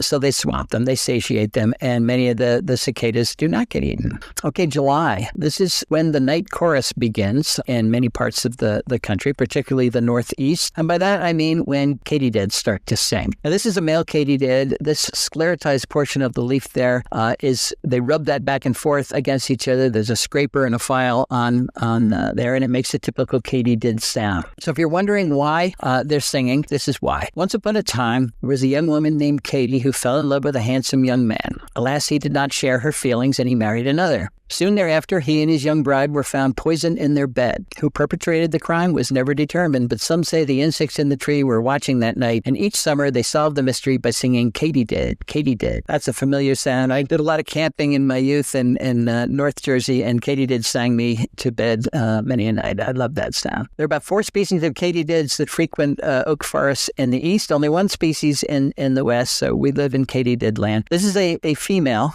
Just before she becomes a full adult, expands her wings, but her ovipositor is ready to go. And what she does is glue eggs to twigs. These are large, flat eggs. These guys have already hatched, but people find them and wonder what they are. Typically, the eggs are glued to twigs up in the canopy of the tree, but sometimes we see them down low. So why are they singing as loud as possible? For the same reason that the cicadas are singing as loud as possible. Females prefer loud males. It's a signal of male strength, male quality, male genetic quality. The katydids will sing through July, start about mid-July, through August, right into September, and sometimes they go right up to the first frost. Well, speaking of August, this is when oak leaves get really tough. You know, in the spring, they're pliable, easy to eat, but as the season goes on, the amount of tannins and lignins in these leaves builds up, and they become stiff as boards, very hard to eat. And you might think that would discourage a lot of insect eaters, and it does discourage a lot of insect eaters, but there are caterpillars that have figured out how to get around that, and that is by everybody chewing together. This is the yellow net caterpillar.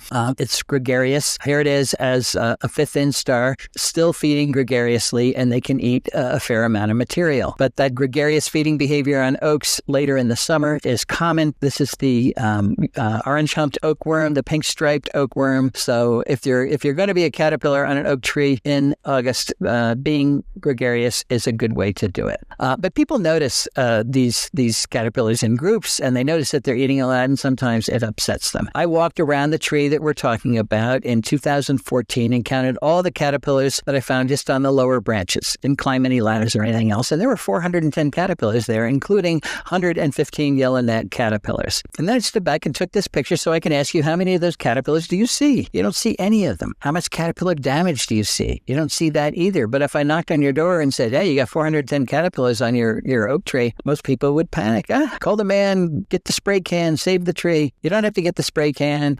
This tree is supporting those caterpillars, and that's why I've got birds in my yard, and it doesn't hurt the tree at all. I met a woman in New Orleans several years ago, Tammany Baumgarten, and she suggested that we all practice the 10-step program. Take 10 steps back from your tree, and all of your insect problems disappear, and I think it's excellent advice. Another way to get around tough leaves in August is to become a leaf miner. So you're not eating the tough outer layers of the leaf, you're eating the soft palisade mesophyll, the parenchymal cells, and that's where all the nutrients are anyway. But you have to have a lot of modifications to do that. You got to be really tiny and really flat. There are different kinds of leaf mines and oaks. This is a serpentine mine. The egg was laid here, and the larva hatched, and it ate and ate and ate. The dark line in the middle here is all of the larval frass, the poops of the caterpillar. They push them to the middle. Then they pupated here. So that's the entire amount of leaf that it took for that caterpillar to mature. This is a blotch mine. There's the caterpillar in there, and he just kind of eats repeats in a circle. Here it is backlit. There it is with a very nice picture by Salvador Vitanza. Now, they don't look a lot like caterpillars when they're leaf miners. There's too many modifications to be a leaf miner, but when they come out as an adult, they do look a lot like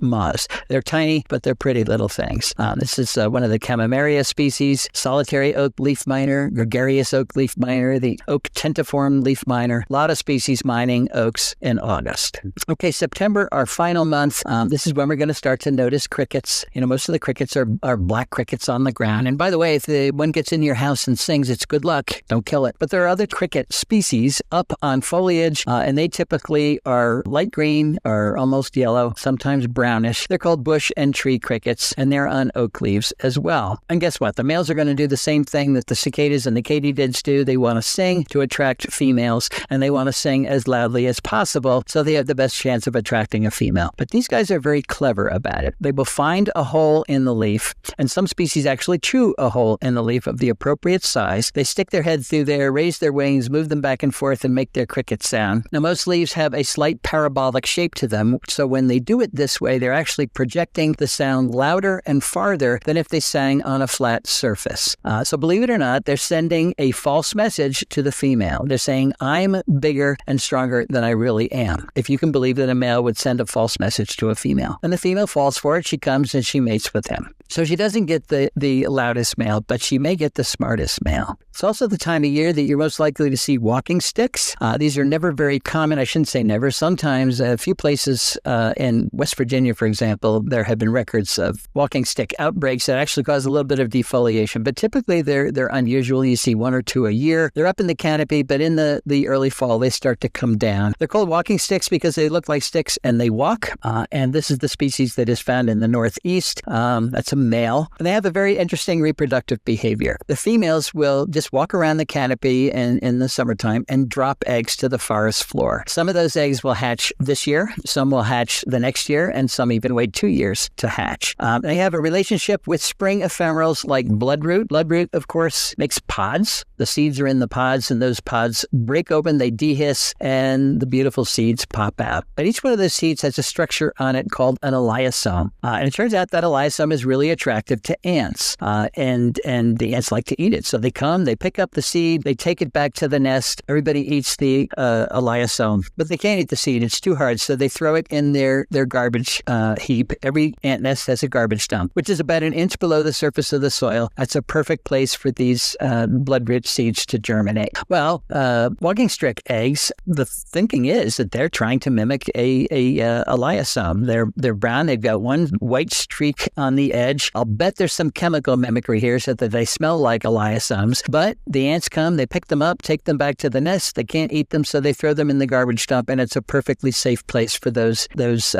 walking stick eggs to actually hatch. All right, we've marched very quickly through the year and talked about just some of the things that are happening on the oaks in your yard. So now we have to talk about some serious business here. We humans have created a biodiversity crisis, and we've done it by killing the nature around us. We're killing our birds, we're killing our insects, we're killing the nature that supports us, which is why the Earth is now experiencing the 6th great extinction event that has ever occurred on this planet. But this is the first one that's been caused by a living being. We call it a global crisis because we humans depend on nature. We depend entirely on nature. So if we kill it, it's not good. But there is a grassroots solution, and this is what it is. There are 4 things that every landscape has to accomplish if we're going to reach a sustainable relationship with the natural world that sustains us. Every landscape has to capture carbon. When we build landscapes that capture a lot of carbon, we're helping climate change. Every landscape has to manage the watershed in which it lies. Every landscape has to support a diverse community of pollinators, and every landscape has to support a complex food web. When you plant an oak, you're addressing all 4 of those ecological goals. You're planting a tree that's going to capture more carbon than other trees. It's going to manage the watershed, particularly if it's one of those bigger species with the big root systems better than other trees. It's going to support a more complex food web. I hope I've convinced you of that than other trees. It even supports a diverse community of pollinators, even though it's wind pollinated. So this was a surprise to me, but the spring bees do go to those catkins in the fall. They gather up oak pollen. Now, they don't pollinate the oak trees. They just take it back and use the pollen. So the oaks are supporting the pollinators without getting pollinated by the bees. Well, despite all their landscape attributes, oaks are in trouble today. We've got issues with pre-emergent herbicides that call oak leaf tatters. This is what a normal oak leaf should look like. That's what it looks looks like when it's exposed to that pre-emergence herbicide, particularly in the Midwest. It's a big problem. The old giant oaks from our forest, most of them are gone because they're good sources of wood, and we cut them down so we can have agriculture everywhere. The percentage of oaks in our eastern forests has been cut in half in the last 100 years because we've reduced fire, which favors oaks. We've also introduced a number of oak pests and diseases. You all know about the spongy moth that we brought in, oak leaf scorch, bacterial leaf scorch, sudden oak death syndrome. All these things are clobbering our oaks. Deer overabundance is a very serious problem for oaks because they eat those little oaks after they germinate, and then you don't have bigger oaks. Habitat fragmentation. We've separated our oaks so much that the wind actually doesn't carry the pollen far enough to go from one oak to another, and that reduces acorn set. So all those things combined now mean that we've got 28 of the 91 North American oak species that are threatened. 1/3 of our global oaks are endangered. The Oregon white oak has been lost from 97% of its range. It used to go from mid-California all the way up through past Seattle. 97% of its range lost. There are 2,300 species that rely on oaks in Great Britain that are now threatened because of the loss of oaks in Great Britain. We humans live our lives out during a very brief ecological instant of ecological time, and we can't return the ancient oaks to the landscapes during that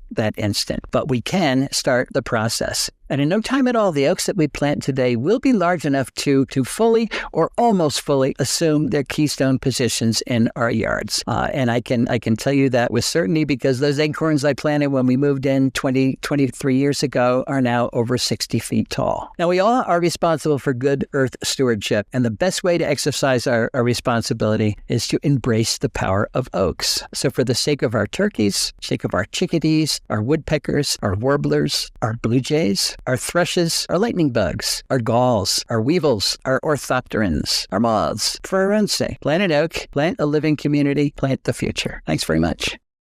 Want to bring more nature home? We've got tools to help. Use our Get Started guides for simple steps to plant native. If you need plants, check out our Keystone guides to find the best options for your area and our Buy Native Plants page for great purchase options. Explore our resource directory for local services. Then add your space, no matter how big or small, to the HNP Biodiversity Map. The map creates a dynamic visual of where the movement is thriving and where action is needed. Add your landscape as an individual or add your business or organization to work together toward a common planting goal.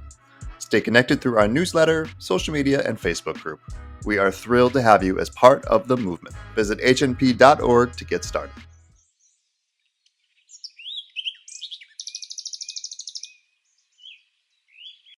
Welcome, everybody. I'm Doug Tallamy from the University of Delaware, co-founder of Homegrown National Park. And that is exactly what I want to talk about today. It's a small nonprofit. I want to talk about how it came into being, what our goals are, and particularly what the rush in terms of joining Homegrown National Park is. There's a spider at my house. During the day, it looks very much like a bird fecal sac. But at night, it hangs from a leaf and drops a single strand of silk with one sticky glob of glue at the end and goes hunting. Looks very much like a spider when it's doing that. Now, you wouldn't think that a single strand of silk would be a good way to catch something. A web would be a better design. But in fact, they do catch moths. Moths fly in and get caught on that glob of glue. The female spider spins them around, wraps them up in silk, and then has a good feed. Then it goes hunting again, catches another moth, has another good feed. And if it has enough moths, it will have the energy to create an egg mass, a very ornamental egg mass made of silk, and that is how they spend the winter. And if they catch more moths, they'll make 2 or 3 egg mass. The real question is, why are moths flying into her single target? And the answer is she's releasing a sex pheromone that attracts a particular species of moths. So all the moths that fly into her sticky glob of glue are males. They think that she's a female. She is, but she is the wrong species. I wanted to find out what the species of moth that was flying into her glob of glue at my house was, so I unraveled the little bodies that she cut loose and found out it is the bronze cutworm. And I have bronze cutworm adults because I have bronze cutworm caterpillars, and I have bronze cutworm caterpillars at my house because I've got goldenrod, which is their primary host plant. I also have the dotline white moth, beautiful little thing, because I've got oak trees, primarily white oaks, and because I don't rake the leaves away from underneath those white oaks.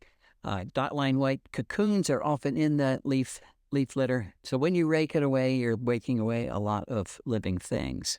I had the evening primrose moth because I planted evening primrose. The moth came after I planted it, spends the day with its head stuffed in the flowers.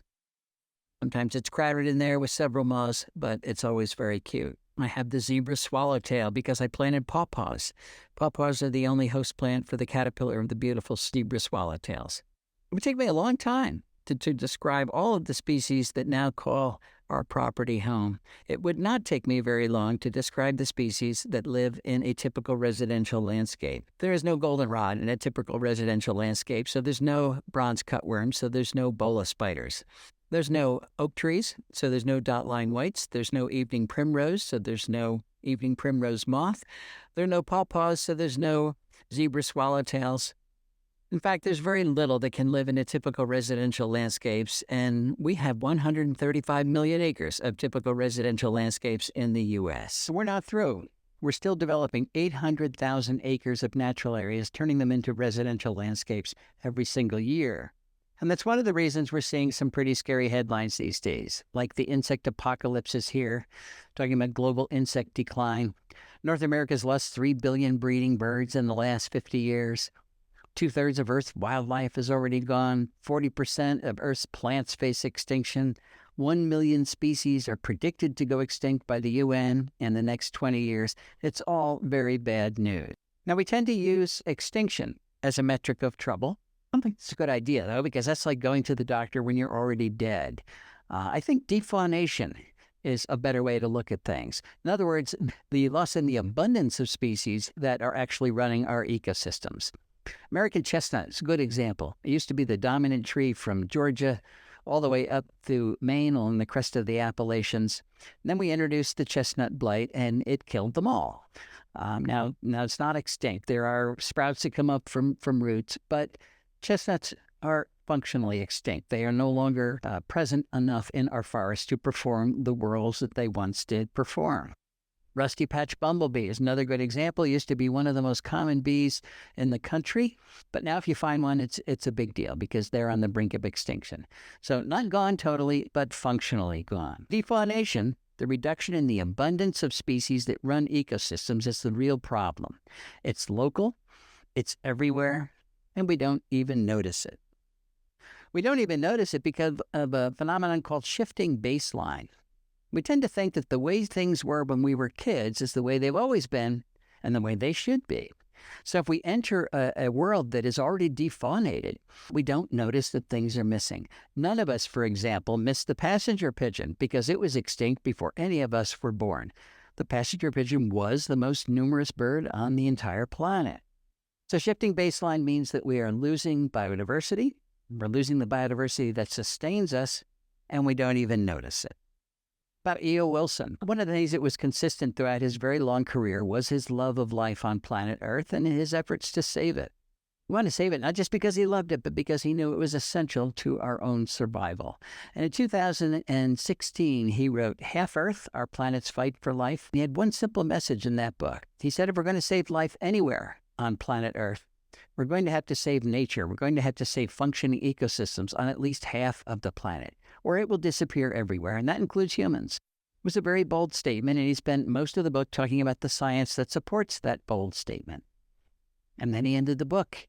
He didn't spend a lot of time telling us how we were going to save nature on half of planet Earth. Of course, to a conservation biologist, that is a great idea. We'll just put half the Earth aside, and all the things that are declining can be in that half. We can be in the other half, and it'll be wonderful. But half of terrestrial Earth is already in some form of agriculture, and I don't see that diminishing. Got 8 billion people, and all of our hardscape, our roadways, our airports, our detritus in the other half. And we don't have a third half to put aside for nature. So how can we realize E.O. Wilson's dream? Well, I think we can. But we need a new approach to conservation in order to do that. We've got to give up the idea that humans and nature cannot coexist. What I want to argue is that not only is living with nature an option, it is now the only viable option that's left to us. We've got to find ways for nature to thrive in human-dominated landscapes. Not hang on by a thread, but thrive. We need a new attitude about property rights.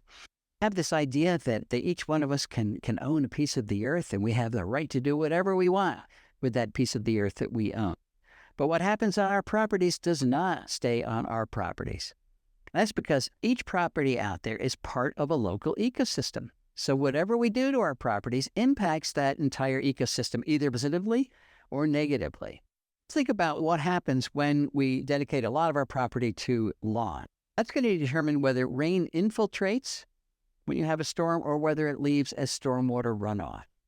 The amount of lawn you have is going to determine how much pollution you're adding to your local watershed, how much nitrogen and phosphorus and herbicides and insecticides that are washing off your lawn. It's going to determine how much carbon you are adding to the atmosphere every time you mow. It's also going to determine whether or not you're supporting pollinators. A good lawn doesn't provide anything for pollinators. How we landscape is going to determine how much carbon we're pulling out of the atmosphere and tying up in plant tissues. If we have a lot of trees on our property, those trees are built out of carbon, and they're also pumping carbon into the ground through their root systems. Once it's in the ground, it's very stable and can stay for thousands of years.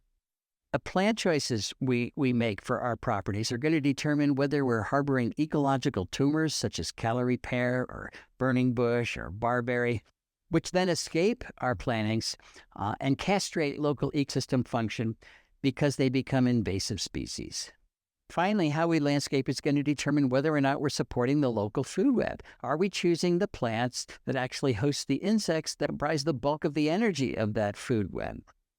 Finally, how we landscape, how much lawn we have, and our plant choices are going to determine how much life our properties can sustain, which, when you add it all up, will determine how much life the earth can sustain, what the carrying capacity of the earth is. And that is an awesome responsibility. And it's an awesome responsibility that property owners don't even know they have. This also creates a grassroots solution to the biodiversity crisis. There are millions of us out there. And if each one of us recognizes that we all have a role in conservation, we all have a responsibility to be good stewards of the earth, we actually can turn this around. Remember, most of the country is privately owned. 78% of the lower 48 states is privately owned.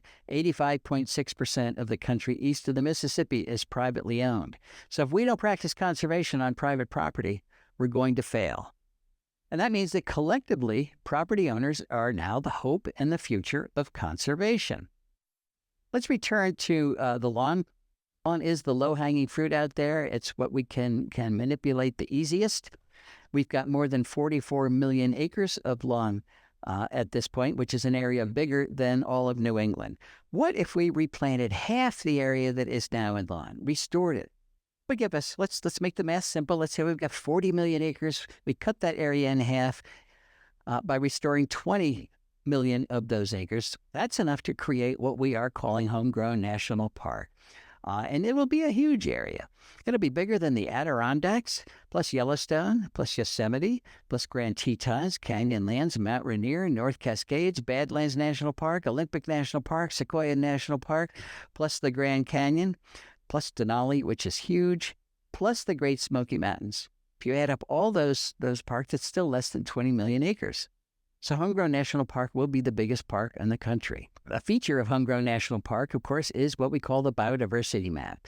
You can join Homegrown National Park for free.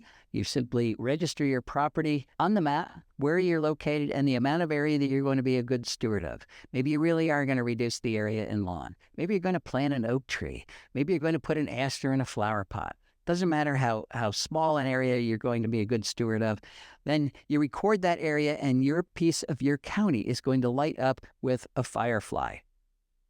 And of course, the object is to get this message to go viral so that the entire country lights up. The mission of Homegrown National Park is to motivate millions of people to regenerate biodiversity by planting native plants, removing invasive plants from their properties, and therefore reshaping their relationship with nature. What are we asking? We really are asking people to reduce the area in lawn. Lawn doesn't accomplish any of the ecological goals that our properties need to accomplish. To do that by placing it with the native plants that do accomplish those goals. We want to remove invasive species from our properties, and protecting any natural areas, we certainly want to continue to do that. There are real ecological products associated with Homegrown National Park, significant increases in biodiversity, and I'll give you some examples in a few minutes. Measurable reduction in invasive species. If everybody removed the invasive plants from their property, just from their property, we'd be 78% done. We'd be 85% done in the east. That's a great first step. There would be a significant drawdown in atmospheric CO2. Lawn is the worst plant for sequestering carbon, so if you replace it with anything else, you're going to capture more carbon and help climate change. And finally, we're going to start to create habitats outside of parks and preserves. Any bit of conservation we do outside of parks is going to help conservation inside of parks. There are also real sociological products associated with Homegrown National Park. National awareness, not just of what the problems are, but what the solutions are and what our roles in those solutions are. We're trying to change the culture. I want people to recognize that nature's not optional. It's not there just for our entertainment. It's essential, and it's essential for everybody, which means everybody owns responsibility to sustaining it. We want to convert hope into action. Hope is good, but action is even better. And we also want to merge existing national conservation efforts like Audubon and National Wildlife Federation, Wild Ones, all the land conservancies. We want to get all these great conservation efforts onto the biodiversity map. So we have a visual of how well we're doing. Remember, we've got the 30 by 30 initiative. We want to save 30% of the U.S. by 2030. That is not going to happen unless we count conservation that's happening on private property. And that is what the biodiversity map on Homegrown National Park is for. Homegrown National Park is free, which means we're entirely supported by your generosity. There's an urgency in enacting the Homegrown National Park solution. Remember that 135 million acres in residential landscapes. It's a big job. So we all need to get to work, and we all need to know what it is we have to do in order to succeed. Well, there's 4 things that every single property needs to accomplish ecologically if we're going to reach a sustainable relationship with the natural worlds that support us. We all have to. Every single property has to support a food web. Every property has to sequester carbon. Every property has to manage the watershed in which it lies. And every property has to support pollinators. Lawn accomplishes none of those goals, which is why we're focusing on it. We have to learn how important plant choice is. The plants we choose for our property are going to determine whether or not we have a viable food web on our property. There are 3 kinds of plants out there. There are plants that contribute energy to local food webs, plants that do not contribute energy to local food webs, and plants that remove energy from local food webs. The very best contributor across the country is one of the oaks. They're contributing more energy to local food webs than any other plant by far. A good example of a non-contributor would be a ginkgo. Ginkgo biloba from Asia. It's a pretty ornamental plant, has nice fall color, but nothing can eat a ginkgo, so it's not adding any energy to the local food web. Example of a detractor would be a non-native plant that has become invasive. Not only is it not contributing energy to local food webs, but it escapes our properties, things like bamboo or Callery pear or burning bush or barberry or porcelain berry. They escape our properties and they push out the contributing native plants that are supporting local food webs. So the net result is a loss in energy in local food webs. We need to appreciate how important caterpillars are in local food webs. Caterpillars are more important than any other type of plant eater because they are transferring more energy from plants to other animals. And that's because so many things eat caterpillars. It turns out they are the meat and potatoes, the bread and butter of local food webs. If we design landscapes that don't have a lot of caterpillars in them, they're going to be failed food webs and eventually failed ecosystems. And that's why keystone plants are essential to our landscapes because they support the most caterpillars. Remember what a keystone is. It's the stone in the middle of the Roman arch. And if you take that stone out of the arch collapses. Well, if you take keystone plants out of the local food web, the food web collapses. Just 14% of our native plants are supporting 90% of the caterpillar food that drives those food webs. That 14% are the keystone plants in our nation. Keystone plants in the ecological house that you're building as the 2x4s that hold that house up. They are the support system. You can't have an ecological house without them. And we can't build a house out of wallpaper, which is what we've been doing with our ornamental plants for the last century.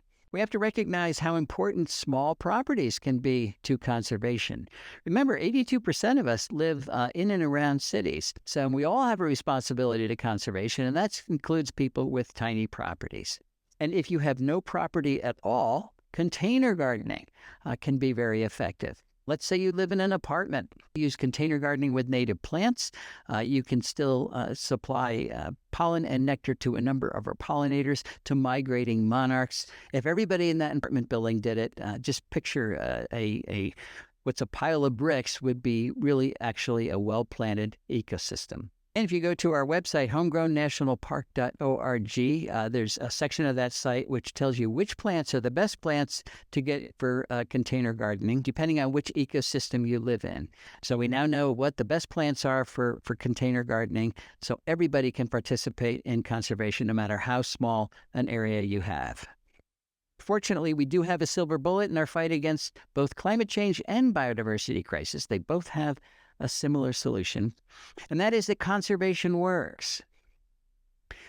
And there's a number of examples of this. There's an area in Illinois called the Nachusa Grasslands. It's 3,800 acres in size. There are now more than 730 native plant species in that space. 180 species of birds use it. It used to be a cornfield. Point is, nature is enormously resilient. Now, there's something common to each one of these conservation approaches, and that is whether or not they succeed depends on the decisions that you and I make. I had a student in my class a few years ago, Amanda Crandall. She was writing a final exam, and she said, well, conservationists claim to be managing species and habitats. What we're really managing is people. And that is so true. We need to change our adversarial relationship with nature to a collaborative one. That is the only path forward. And the question is, can we do this? Well, of course we can do this. You don't have to save biodiversity for a living, but you can save it where you live, and if you do, it empowers you. More and more people recognize that the Earth has some serious challenges, environmental challenges these days, but most people feel powerless. What can one person do? Well, one person can shrink the lawn, one person can modify your light system, one person can add a pollinator garden, one person can use container gardening, one person can remove invasive plants, one person can garden with keystone plants, one person can fire your mosquito fogger, one person can join Homegrown National Park. There's a lot of things one person can do to totally revitalize the ecosystem on their property, and then enhance their greater local ecosystem instead of continuing to detract from it. And this also shrinks the problem down to something that's manageable for each one of us. Don't think about the entire Earth's problems. You'll get depressed. Just worry about the piece of the Earth that you can manage. If you own property, it's obvious. That's where you start. If you don't own property, help somebody who does. Help a land conservancy. Help a park or preserve. They're all underfunded. They're all understaffed. They will love you as a volunteer. So I hope Homegrown National Park will provide the motivation and the guidance for millions of people to tackle these conservation challenges. Because whether or not we do that now is going to determine nature's fate and then ultimately our own. Want to bring more nature home? We've got tools to help. Use our Get Started guides for simple steps to plant native. If you need plants, check out our Keystone guides to find the best options for your area and our Buy Native Plants page for great purchase options. Explore our resource directory for local services. Then add your space, no matter how big or small, to the HNP Biodiversity Map. The map creates a dynamic visual of where the movement is thriving and where action is needed. Add your landscape as an individual, or add your business or organization to work together toward a common planting goal. Stay connected through our newsletter, social media, and Facebook group. We are thrilled to have you as part of the movement. Visit hnp.org to get started.